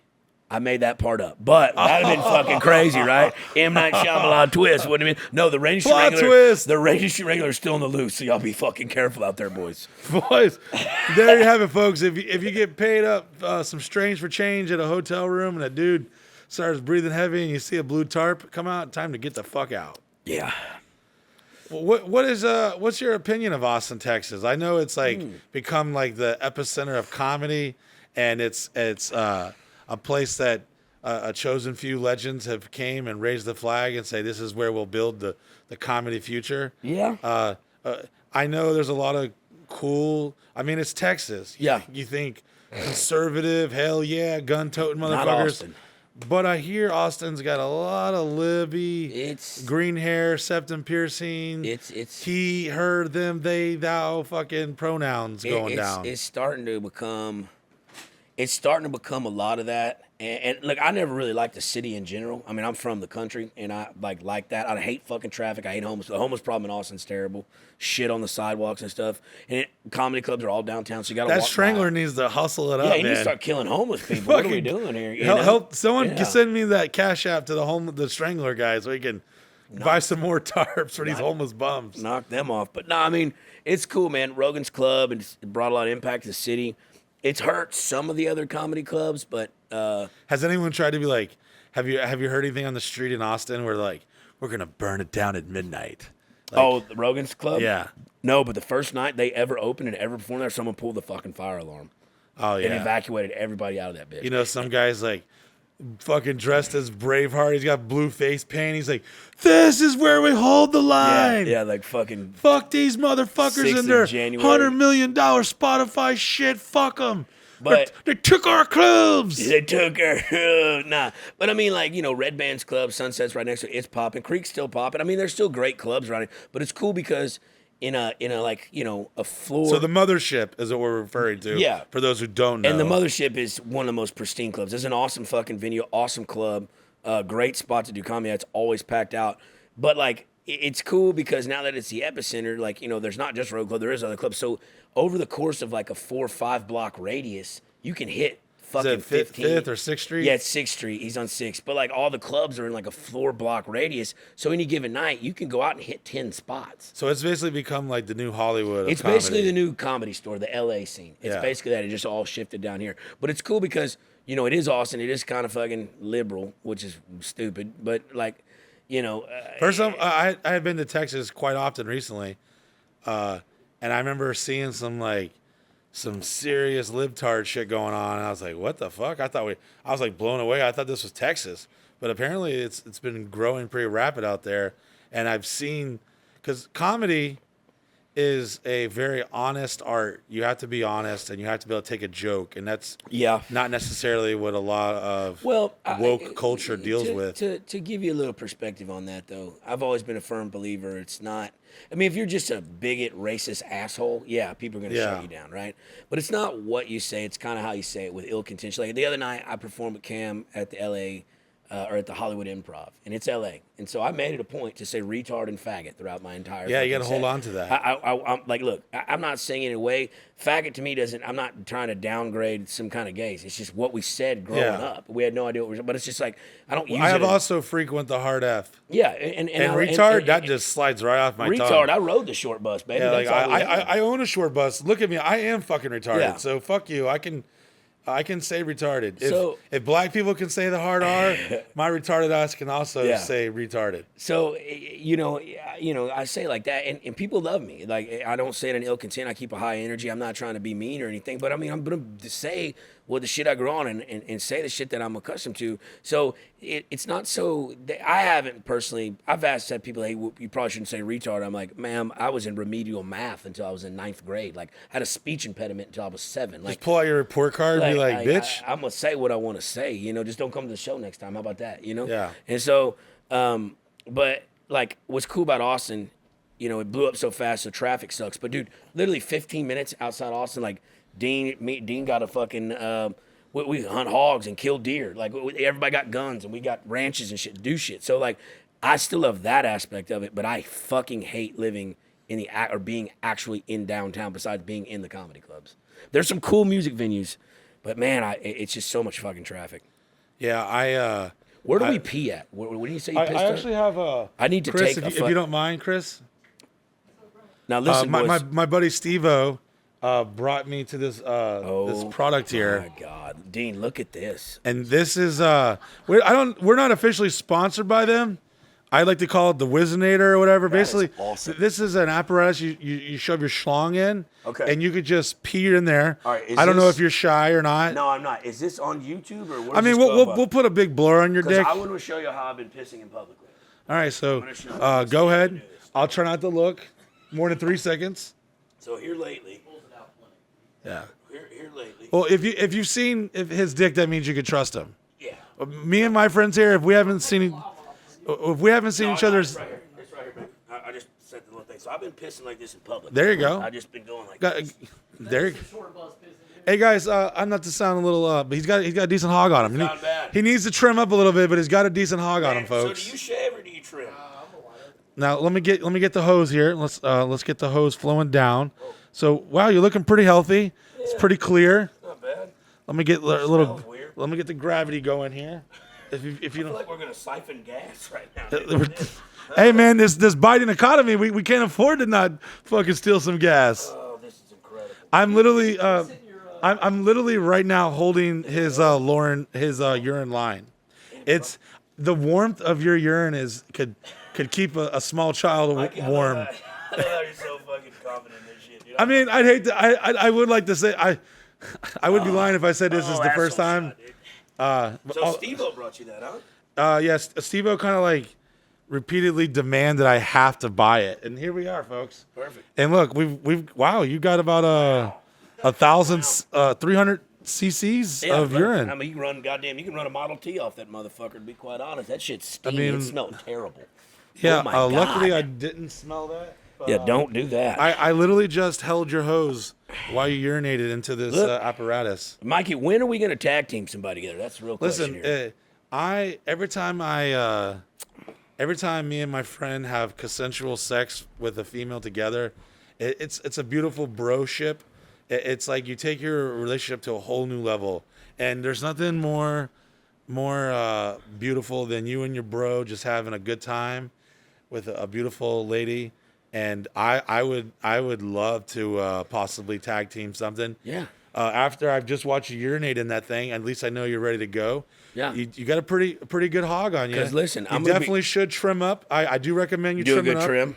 See, I can't shave it fully because it looks like the Ringling Brothers are in town. I get those little circus bumps, a little fucking. I don't got good skin. I got a barber chair. I can lay you back. We'll fade you up. The pubic, fucking barbershop will line you up. Listen, I've had the devil's threesome a time or two in my life. I really have. And the only two dudes I've ever done it with, they're brothers. All right, so I got the older brother and younger brother. But every single time, they can never get hard. They're just in the corner jerking off, watching me do it. I'm like, dude, you're making us look terrible right now. Yeah, luckily, I mean, my dick fully erect does not help the situation, but I don't have no problem performing.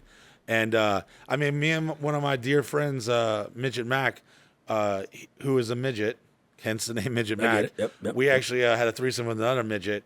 Oh, wow. She tried to fake her death, but that's a whole nother long story. Whoa, hard left turn. Yeah. However, me and Midget Mac had a little menage a trois with another midget, and let's be honest, she wasn't the most attractive midget, but considering I had fucked a couple midgets, I was like, hey, let's put another fucking strike on the post. And when do you get to have a threesome with two other midgets? So I was like, hey, I'm not doing this to fuck the midget. I'm doing this for the story. Yeah, the experience. So I will gladly join in any sexual adventure that may present itself. Love it. So I heard recently, because some of your good homies, which are good homies with my friend David Jolly, Miguel Colon Jr., and Cam Patterson, all local Orlandoans. Yeah. Okay? So Orlando has got a nice little stronghold over there in Kill Tony World. Yep. And I heard a story that you just got recently cock-blocked by a suicidal tendencies. Okay. Yeah, I knew we were going to bring this up. The suicide cock-block. Okay. Nothing brings a boner down like suicide. Real vibe killer. Yeah. So here, we'll go into it. Nice young lady. Now listen, we's at Cam's show there at the LA Improv, and the second night, Cam goes, hey baby, I got 4 of these porn stars. They're coming, and I knew who they were, and like I jerked off to one of them back in the day when I was a youngin', and I was like, all right, hell yeah. Look, I've been good with women. I talk to women. It's not a big deal. I said, all right, yeah, baby. So I get off stage. Cam go on stage.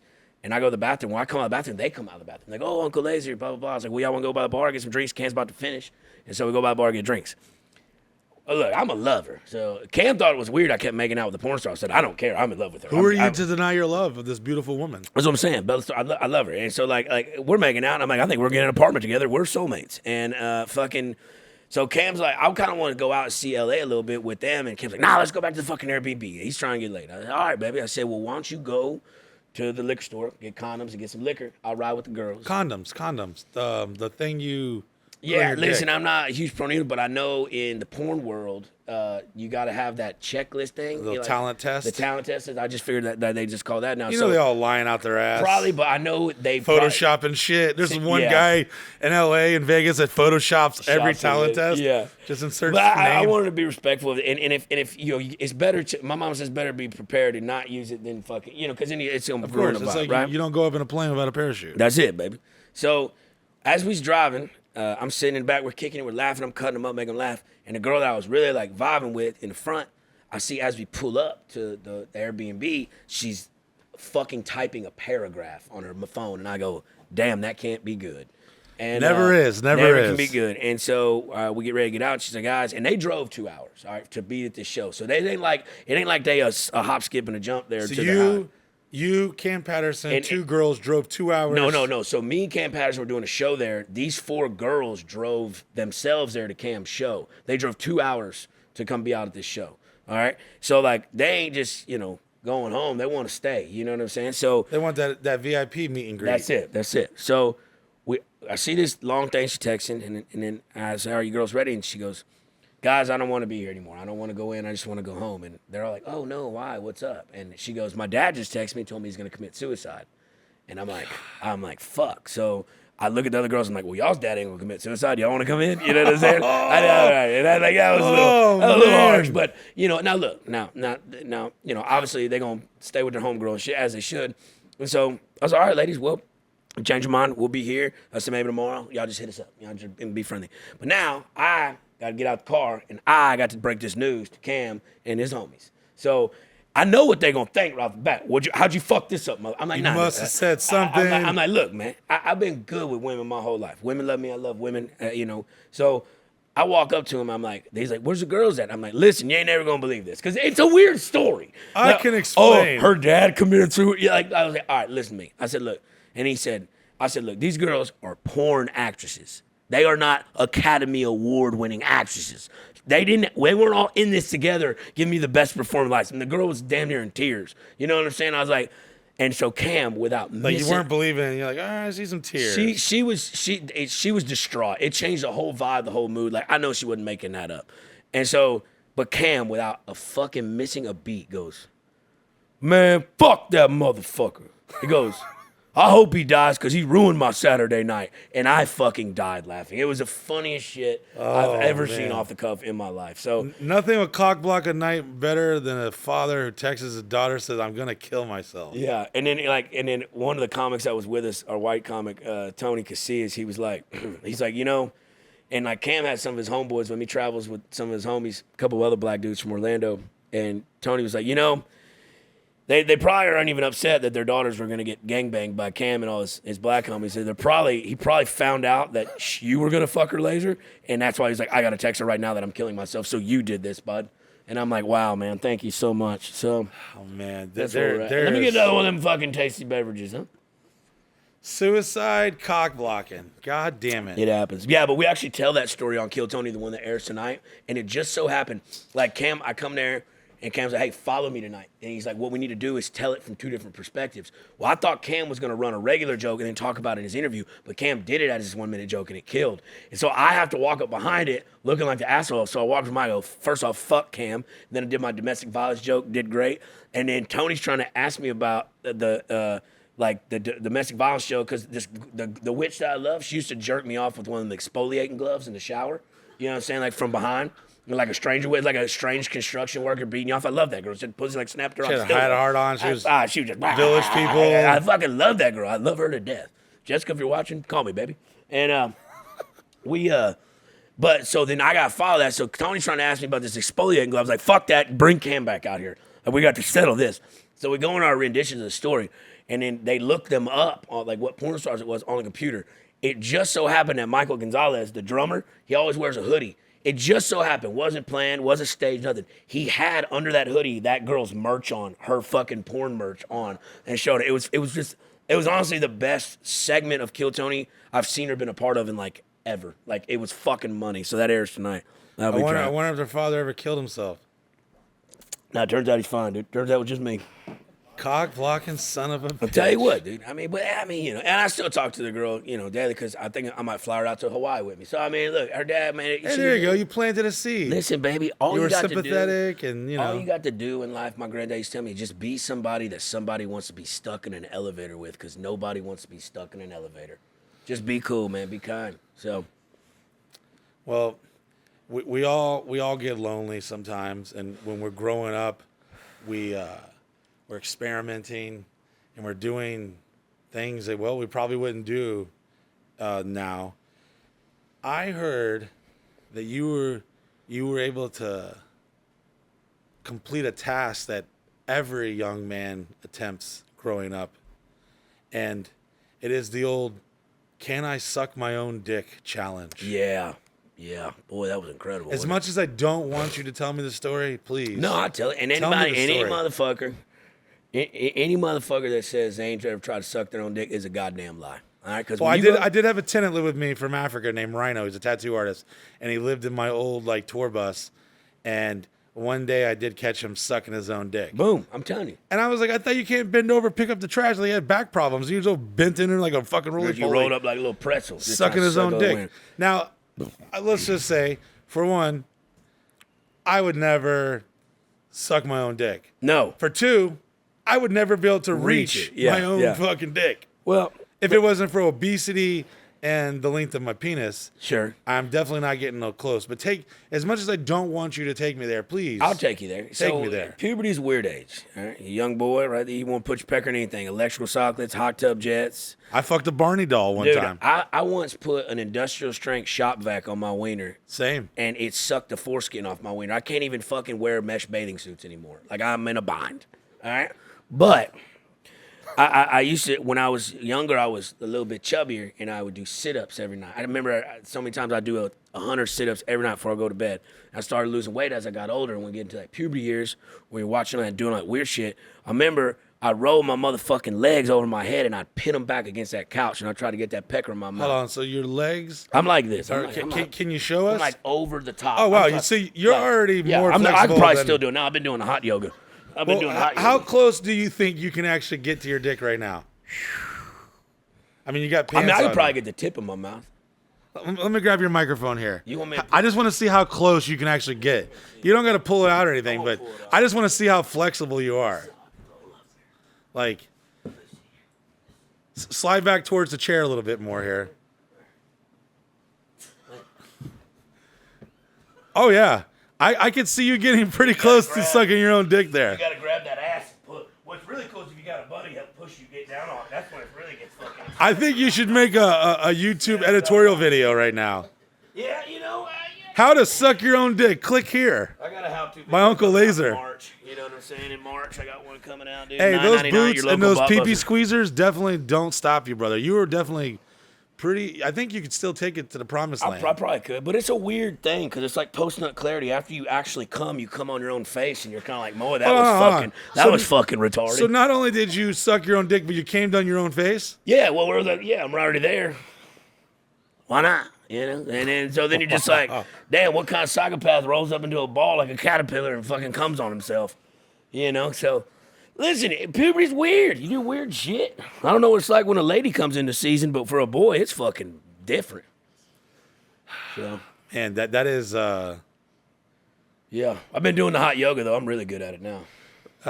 I think I would probably suck my own dick if it wasn't for the whole like sucking a dick. You know, Yeah, because like- at the end, once you come, you're like, damn, dude, I just sucked a dick. But it's your dick. It's like if you put peanut butter in your balls and have your dog lick it off, it's still your dog. You know what I'm saying? Yeah, pretty simple, bud. I try to keep the peanut butter on the sandwich too. Dude, I will say one thing about peanut butter. Whenever I get hungover, I become the most horniest motherfucker on the face of God's green earth. And I don't know if it's instinctual when you feel like death that it's your main process to procreate again. Like if I'm hungover, my phone can vibrate next to me and it's time to go jerk off. The other day I was massively blackout drunk, and the next day I woke up, got the worst day where I feel like shit. All the plans that I'd made when I'm drunk, I'm not doing those, okay? So I go and make a sandwich, and I'm making a peanut butter and jelly sandwich. And some of that creamy peanut butter falls off that fucking knife and hits my fucking like inner thigh. I jerked off with that thing of peanut butter right then and there, dude. Oh wow. Dick in the bottle and everything. So, I heard there was a time that you were super hot and horny, and you felt like giving your partner just a little extra something, and you actually contacted strep throat from eating ass. Yeah, no, that was during the pandemic. They had us pin up in cages in the house like animals, okay? And your boy went on a blind date, and from the Tinder, and I get there, whatever, we dance on nice, cute little girl and shit like that, but we spin around, he's sweating and shit like that. We get back to her house. Well, look, it's been a couple months, buddy, and we fucking around, and like next thing you know, I'm just eating her ass. I'm just like, fuck it, I'm going for it. Here it is. Like brown tongue and Like tongue and all that. Okay, so when they say eating ass, are we talking tongue penetrates the anus wall, or are you just licking the anus? I'm talking, balloon about knot? talking about getting to the center of the lollipop. Oh, man. wow, you're fucking hear going- me? you're penetrating I'm the talking, balloon knot. I mean, Okay. we're in there, that little pink starburst. I love that shit. And fucking with this one, I realized they ain't got the baby wipes by the bed. Don't do it. Or we gotta go shower. We gotta be clean. Whatever. Because the little toilet paper balls that are stuck in the rim of the butthole, those aren't sprinkles on a cupcake. You put those in your mouth, you'll get strep throat. And I got 105 fever and had to go to the emergency room. I was trying to break this fever for 7 fucking days. And I get to the motherfucking emergency room and they're like, you gotta go in the COVID wing. You got COVID. I'm like, I don't have fucking COVID. Hold Give me on. some Chloroseptic spray and some ice cream and send my ass home. I'm not dying in here with all these gray hairs. I think it's safe to say that Uncle Lazer is the only man to ever be on the COVID wing For from eating ass. Yeah, 100%. Dr. Fauci should have just did a whole new press conference. Like, hey, listen, if you're gonna eat ass, wear your mask. Yeah. I mean, where was the COVID protocol when you're eating ass? There ain't, dude. And then because of that, that's why I joined Christian Mingle. So did I. I actually did make a Christian Mingle account. Did you? Mikey, that's hilarious. And they were getting kind of angry. He's like, I've seen you. I Googled you. Why are you on here? You're making a mockery of us. And I'm like, listen, any girl who has a Bible verse in her Instagram bio sucks the best dick on God. That's actually the most true statement I've ever heard you ever say. Guys, if you're out there on Instagram and you see, and she's normally a wholesome girl, she's probably got a horse, she probably lives at home, she got a good job, she's going to be a nurse, and she got Proverbs, yada, yada, yada, in her bio. Psalms. Sucking mean dick. Get on that. Yeah, Freak nasty. That's what I like, because you see, this is one thing I touch on here. And we got a lady in the room, so maybe you can I've already held your urine. Yeah, I've already seen your dick. Did you walk in as I was pissing? Is that what happened? No, she just missed it. Okay, thank God, because yeah. Anyways, Miguel, he pissed in this as I held it. Healthy hog. Highly recommend it, young lady, beautiful lady who just entered the room here. So, Holly. Like one thing I noticed, they're well put together. Girls got jobs and got a bunch of fucking kids and they're not ratchet as fuck.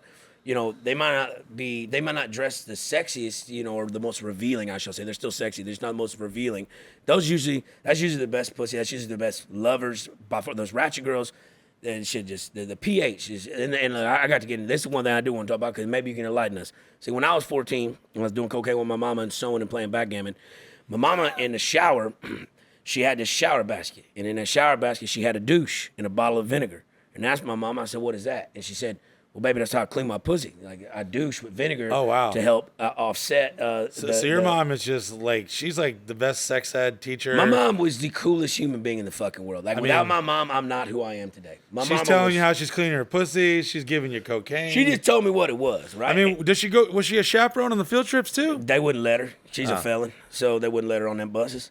But so my entire life, growing up as a kid through high school and shit, I thought that's what women did, is they clean their vaginas with it. But then I found out in the Cosmopolitan magazine, I subscribed to that because I wanted to get enemy intel behind enemy lines. Yeah, the same. What they're thinking, you got to fucking think smarter, baby. And so, then they say, no, douching's bad for you. Your pussy naturally cleans its pH. And it's I guess stands for pussy health. I'm not real sure what that means. But it cleans itself, and that's not something they do. And so I'm like, okay, so my mom's wrong. But the other day out in LA, I was staying with a nice young lady, and we fucked 4 or 5 times in a night. Your boy's he's a lover. And you think through the cum and the sweat and the blood that they would just get, it'd have a little odor to it. That's just what you're going to think. I went down the next morning, I ate her out. And when I did, it tasted like water and it smelled like water. And I go, how's this possible? And she literally goes, there's a shower basket in my shower, and I douche with vinegar. That's key. And I'm like, what the fuck? So I'm telling you, my mom was onto something here. Did it taste like vinegar? No, it didn't. I mean, it's not. I'm not eating it right after she does it. I'm sure she blow dries it or whatever. But fucking, it was money, baby, money. Anyways, I made the mistake. You can enlighten us on that off camera. Here I made the mistake in my younger, early sexual career, taking this pretty little thing. Her name was Emily. I took her to Disney World, and she wore some tight jean pants. And she had a nice juicy pooper on her, and we spent all day there. And for some reason, when you got the pussy right there, and you got to eat it, and it's you're in that position where you have to commit, and you know that no matter what, if it smells like dead babies and cheese and copper pennies, you just gotta go. You gotta go. And I remember having to eat some less than desirable, some rock gut. Yeah, that's what they call straight it, up copper pennies. Smell like I've been fucking sauteing in a fucking jar all day. Sometimes I don't think them girls can smell it. They go nose blind to it because I don't know. We can smell. My fucking eyes are watering. I do remember my eyes were watering. I was gagging, but that helped lubricate the situation. That'll help. So I was literally lapping up my own vomit, and she was like, "Are you okay?" I was like, "Yeah, look." Just literally, I was committed. And we've all know we put our wiener in a girl's mouth, and Yeah, we could have probably refreshed it a little bit more. Yeah. And eventually that smell and taste goes away. Well, and this might, I don't know if it's sexist is the right word, but this might, like, if it's a beautiful girl, there's something like instinctual, like animalitical in me where I'm just like, even if her pussy smells, I don't care. Like, it turns me on even more. But if it's like a chubby, soft 6, fugly 5, something like less desirable, and every woman's beautiful, first and foremost. But it's just not, your pick of the litter. Like, and it smell like that, you're like, fuck, I want to go home. You know what I'm saying? Like, I don't want to be down here, but you're already there. So it's just like, I don't know, man. People smell, It is very unfair how us men. Goddamn over there. Goddamn. It is very unfair how us men kind of like just expect the head, but a lot of times we get lazy and greedy, and we may not reciprocate the love. And there's always that one girl that's like, and then as she's sucking your dick, she just throws it right up on you. Yeah. Do you have any tips for the kids at home that are like, what's some of your best excuses that you would give a female that maybe she's not, maybe you're not up to the chore of eating her pussy? Oh, no, I'm always eating pussy. I love that no matter shit. what. I'll eat in the goddamn grocery store in a cereal. I don't give a shit. Like, wow. I mean, it's something about it. Because, listen, I've learned, like men, like, we can get right in it, blah, blah, blah. But, like, women, they don't always come. But there's things you do, right? Like the foreplay shit. But, like, women are more sensual because they're nurturing by nature. So, like, you're more, like, receptive to them when you're, like, catering to them and working with them on things. And I think that makes them, that foreplay is essential to that lead up to build. Because most women don't come through penetration. Like 70% of them come through like clit stimulation, or at least that's what the Cosmopolitan says. And like you kind of have to like, I like doing that to like, yo, we're in this environment together. We're going on this sexual journey together. So like, let me be the best. I love it. So I don't ever deter, even if it does smell like fucking, sawdust. You're a brave man. You're gonna win a Purple Heart Award for that one soon. I don't know, man. I'm probably gonna die at 40, but we'll be all right. Speaking of dying, I've also heard that you had caught a staph infection at a strip club. Oh yeah. I've never had an STD in my life, which is neither have I. Which is weird to me. But me and my partner Miguel Colon Jr., we always say that the STDs live in the back of the vagina, and our dicks are too small. If your dick is too small, it never hits those back walls. Dude, that's so good. Now, yeah. If you have a small dick, you're gonna be all right, so folks. good. I've never heard that, but that's such a good But if your thing. dick's big, hey, you're rolling the dice, player. I was in West Virginia. I was working in Ohio. You don't even have to finish the story right there. You know why I got You it just there. said I was in West Virginia, staph infection strip club, and all that's like the tag you put on the YouTube video. Yeah. I went to the Mountaineer racetrack down yonder. Already sounds like another hashtag that would go with this video. And right across the street was a strip club, and I was with the boys over there, and I said, man, let's go in there, let's pop in there. Well, it was $100 cover to get in, first off, and I was like, not in this economy. But it was all you could drink alcohol for free. And for $100, I could fuck alcohol up, So I'm out, but I'm back on. Like, I'm back on. I'm like, oh, so he's like, yeah, it's $100, but it's all you can drink at the bar for free. And I go, I'm in. Let's go, boys. And so we get in, we walk in, they're kind of giving us a tour and shit. It's like a Tuesday. The C team's there for sure. You know what I'm saying? And we've all been there. And I see in the back in the VIP section, they got a whirlpool jacuzzi in the back. And something instinctually in me goes, Hold on, you're in a strip club in West Virginia that has a hot tub in the back. Whirlpool jacuzzi. I'll never forget it. I mean, I'm back on. I'm listening. I'm here with you. I'm feeling it. Something inside of me instinctually goes, I want to get in that. Okay? So have a couple drinks, and then me, salt, pepper, and cinnamon, and nutmeg. I think she was a guy, but we got in there and start fooling about or whatever. It was dark, whatever. It was dark. Water. The water had like the consistency of like egg drop soup. Ooh. Real frothy. But, when in Rome or West Virginia, so we're hanging out and, whatever, we're fucking fooling around.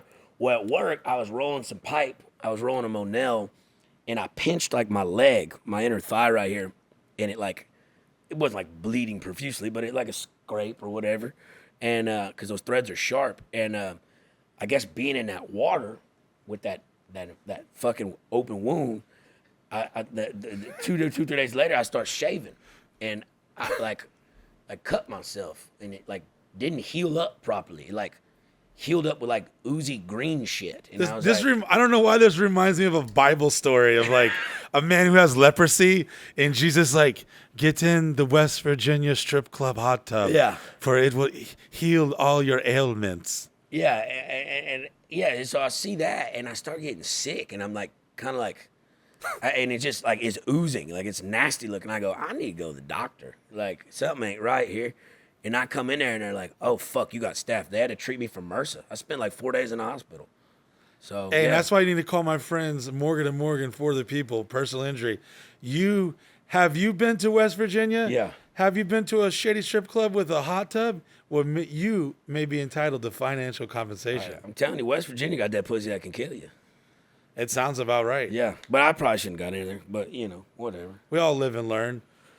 Is there any like things on your bucket list of your life or your sexual adventures that you're looking to cross off? Because I feel like you're kind of like myself.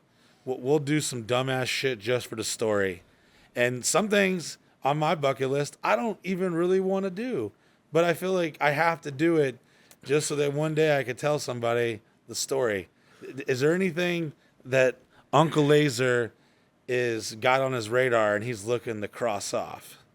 This is going to sound gay as shit, but... Well, it's okay. I've already seen you almost suck your own dick and I held your urine while you were pissing. It's kind of a lame answer. It's kind of a lame answer, but I want to fucking fall in love and have a family at some point. And I think from who I am now, and you look at that, that's like, boy, that ain't never going to happen. But like, yeah, I want to be in love with somebody, just one person, or maybe we're like polyamorous or whatever, fuck, pansexual, whatever shit that is. And then and be in love with somebody, like raise a family. I want to do that. That's what I want to do on my bucket list because I've done a bunch of fucking fucked up shit that if I never got pussy again, I'd be fine. I'd be totally fine. So maybe this item on your bucket list is like the way you read. It's of all the debaucherous things you've done, the one thing that still evades you is to find the love of a woman. Yeah, I've been in love once, and I like that shit. I feel like I'm reading a Daniel Steele fucking romantic book, and some woman right now is listening to this shit, just like, oh my god, flicking that. This is either really good media training, or you're gonna fuck someone in Wisconsin tomorrow. You're heading to Nashville coming up. Yeah, Nashville, Mobile. At Zany's, then Memphis. That's a big deal. Yeah, it's a big one. It'll be my second time back there, so it'd be good. But it's on a Wednesday. They got all that snow, but that tickets are already looking. I think they're like at 100 for a Wednesday. That's good, middle of the week. So there's got to be something, and maybe one of those 100 will be the next Mrs. Lazer. Nah, I think I done found her, but we'll find. We'll see. Stay tuned. We'll see. There's one thing that I also relate with you on. I mean, you're literally wearing a Goldberg shirt in wrestling. I mean, you can't be white trash like us and not be a fan of it. Oh, it was a shit. And we're working entertainment business, and there's nothing more entertaining than the theatrics of grown men and their underwear wrestle each other. I love it. Like you are you embody the spirit of wrestling, but you wrestle the minds and the emotions and the laughter on stage as a comic. Yeah. Is there a wrestler that you would love to have, dead or alive, had done a tag team match with? And I could see you doing the best promos ever. Yeah, promo wise, I'd like to cut a promo with Ric Flair, obviously, right? I could see you totally doing a Ric Flair promo. In ring work would be Shawn Michaels, the Heartbreak Kid.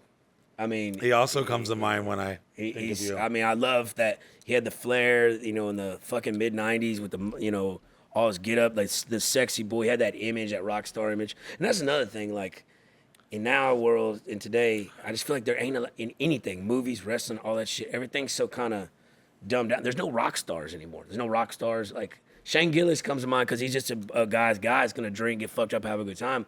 But I mean, like, there's no goddamn Tommy Lee Jones. There's no Tommy Lee Jones from fucking Men in Black, fucking idiot. Like Tommy Lee, there's no there's no fucking Motley Crue. Well, we live in this woke culture where everyone's afraid to say what they want and how they feel, and that's the one thing that I feel that me and the rest of my homies we share is the love for comedy. This comedy is, or at least it has always been, like that safe place to where you can say, no matter how dark or how fucking taboo, to say something. It's a way that I've dealt with situations that were painful or uncomfortable. Yeah. If I'm at a funeral, like, hey guys, well, Just he's lighten dead. the Let's mood. get out of here. Lighten Like the I mood. try to lighten the mood. It's one way. It's a self-coping mechanism for me, and a lot of others. And I'm assuming that you were probably like a class clown type of guy. Yeah. Like myself, and I feel like once you catch that bug, it's like a drug.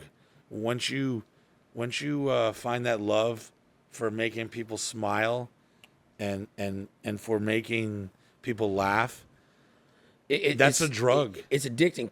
Like before my granddaddy died, and he was like a real cowboy, like broke horses and rode on drive cattle and shit like that.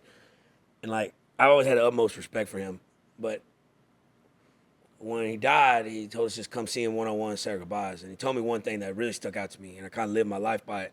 And it is a drug. It's addicting in the fact that he's like, if meet everybody with like a hug, a handshake, or a smile, and leave them better than the way that you found them. You don't know what it's like just to be nice to somebody, whether that's through laughter or just listening or whatever. So like, being funny to me is a coping mechanism to better the surrounding around me. Like I would be funny out at work because we're drilling on this motherfucking drill rig in this hot ass 120-degree weather. Gotta make the best of it. We make the fucking best of it. We don't want to be out here, boys. We're doing shit for our family. Like, but we don't have to have a terrible time. We can still cut up and act an ass. And that laughter is key. Like, when you get old and your titties sag down on the floor, your dick don't work anymore, it ain't gonna be about what you look like or how sexy you were. It's about that person you got. It's like, are you a vibe with that person? So catching a vibe with a group of people or one person, just sharing, making someone's day just a little bit better. I like that. That's the drug for me. I like that. I love it. Me and my guy Miguel, we always say we'd be gay if it wasn't for the gay sex part. Yeah. And I feel like if prisoners in prison and inmates in jail, if they would just like take off their cool and just have fun and just be bros, bro, jail would be like fun as fuck. Yeah. Cool, sure, it's a little restricting. Sure, they got a couple rules and shit.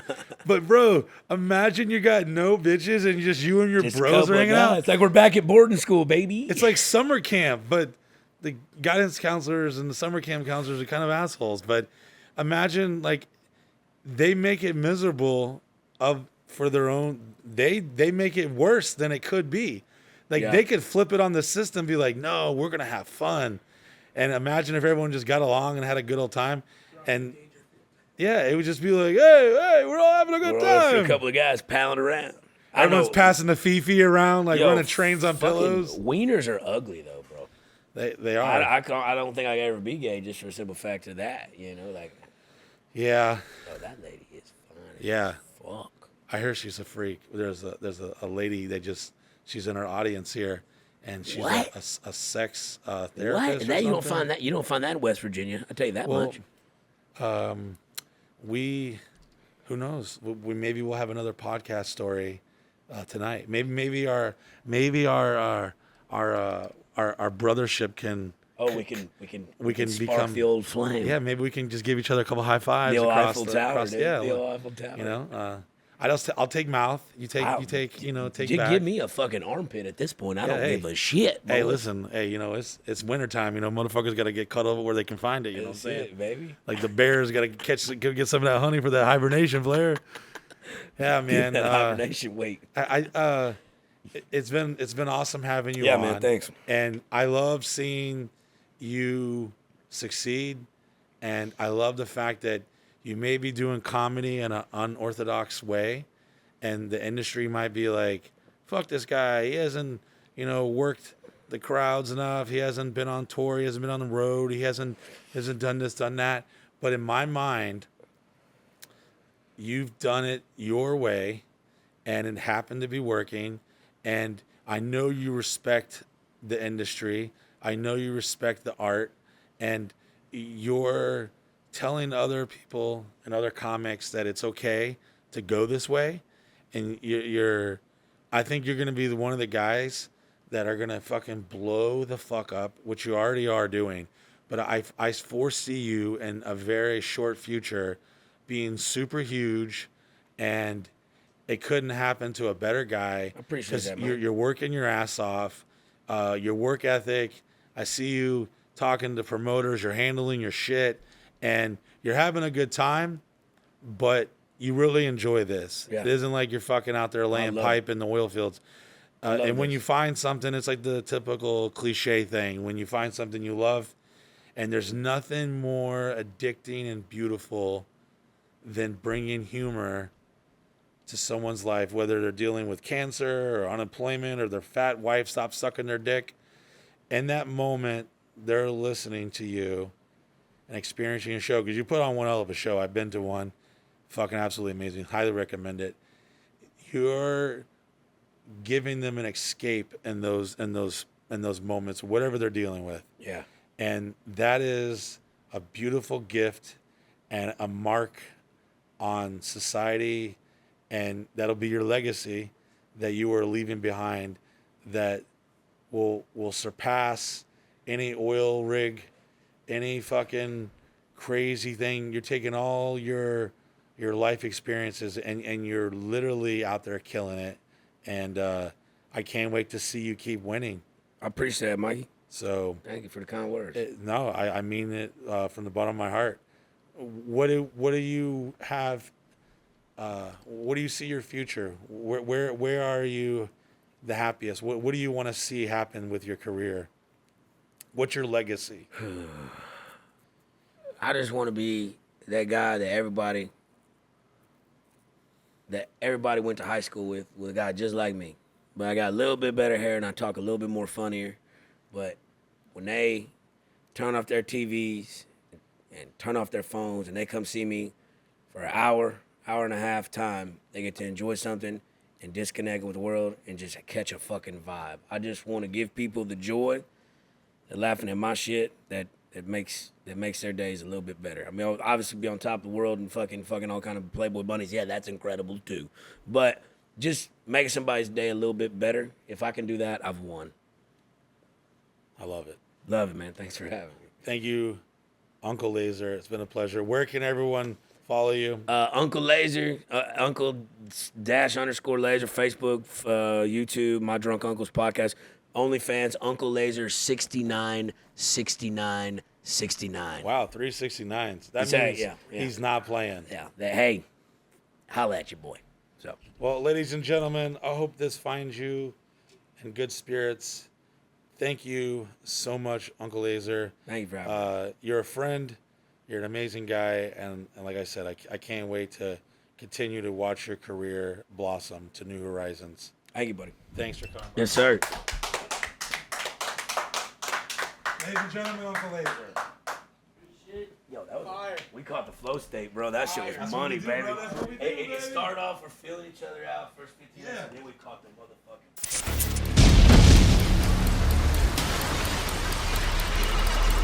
Oh, hell yeah. Come on, man. Congratulations, motherfucker. You have successfully listened to the entire episode. I know what you're thinking. Damn, I need more. I want more down my fucking hot, horny throat. And you deserve it. And you also deserve to get yourself a train horn kit so you can blast the shit out of people. I mean, shit, it might even save your life. It's definitely saved my life a few fucking times. Go to hornblasters.com, use the promo code Busey, get yourself one of the finest train horns money can buy. By doing that, you're supporting a small business of a good friend of mine and a guy who loves everything we're doing. So supporting hornblasters.com is supporting your goddamn habit to this goddamn podcast. So go buy some goddamn shit and use the promo code Busey. I love you. Welcome to the Sausage Castle, the wildest home in America. A private 80-acre estate located only minutes from Walt Disney World just outside of Orlando, Florida. The home of the party legend and self-made entertainment entrepreneur Mike Busey, who has hosted the wildest and craziest parties and events for the last 20 plus years. You have seen us featured on Netflix, TMZ, MTV, Vice, and much more. A second home to many of the biggest entertainers, athletes, and rock stars in the business. You never know who will show up. A place to play, work, and create. Countless movies, TV shows, and music videos have been produced and filmed at the Sausage Castle. This 80-acre entertainment complex has anything and everything you could imagine. Endless fun and wild activities to enjoy. This is the ultimate Florida experience, and it's always a good vibe. It's like an adult summer camp where the pursuit of life, liberty, and happiness is alive and well. Come experience it yourself. Become a member of MikeBusey.com.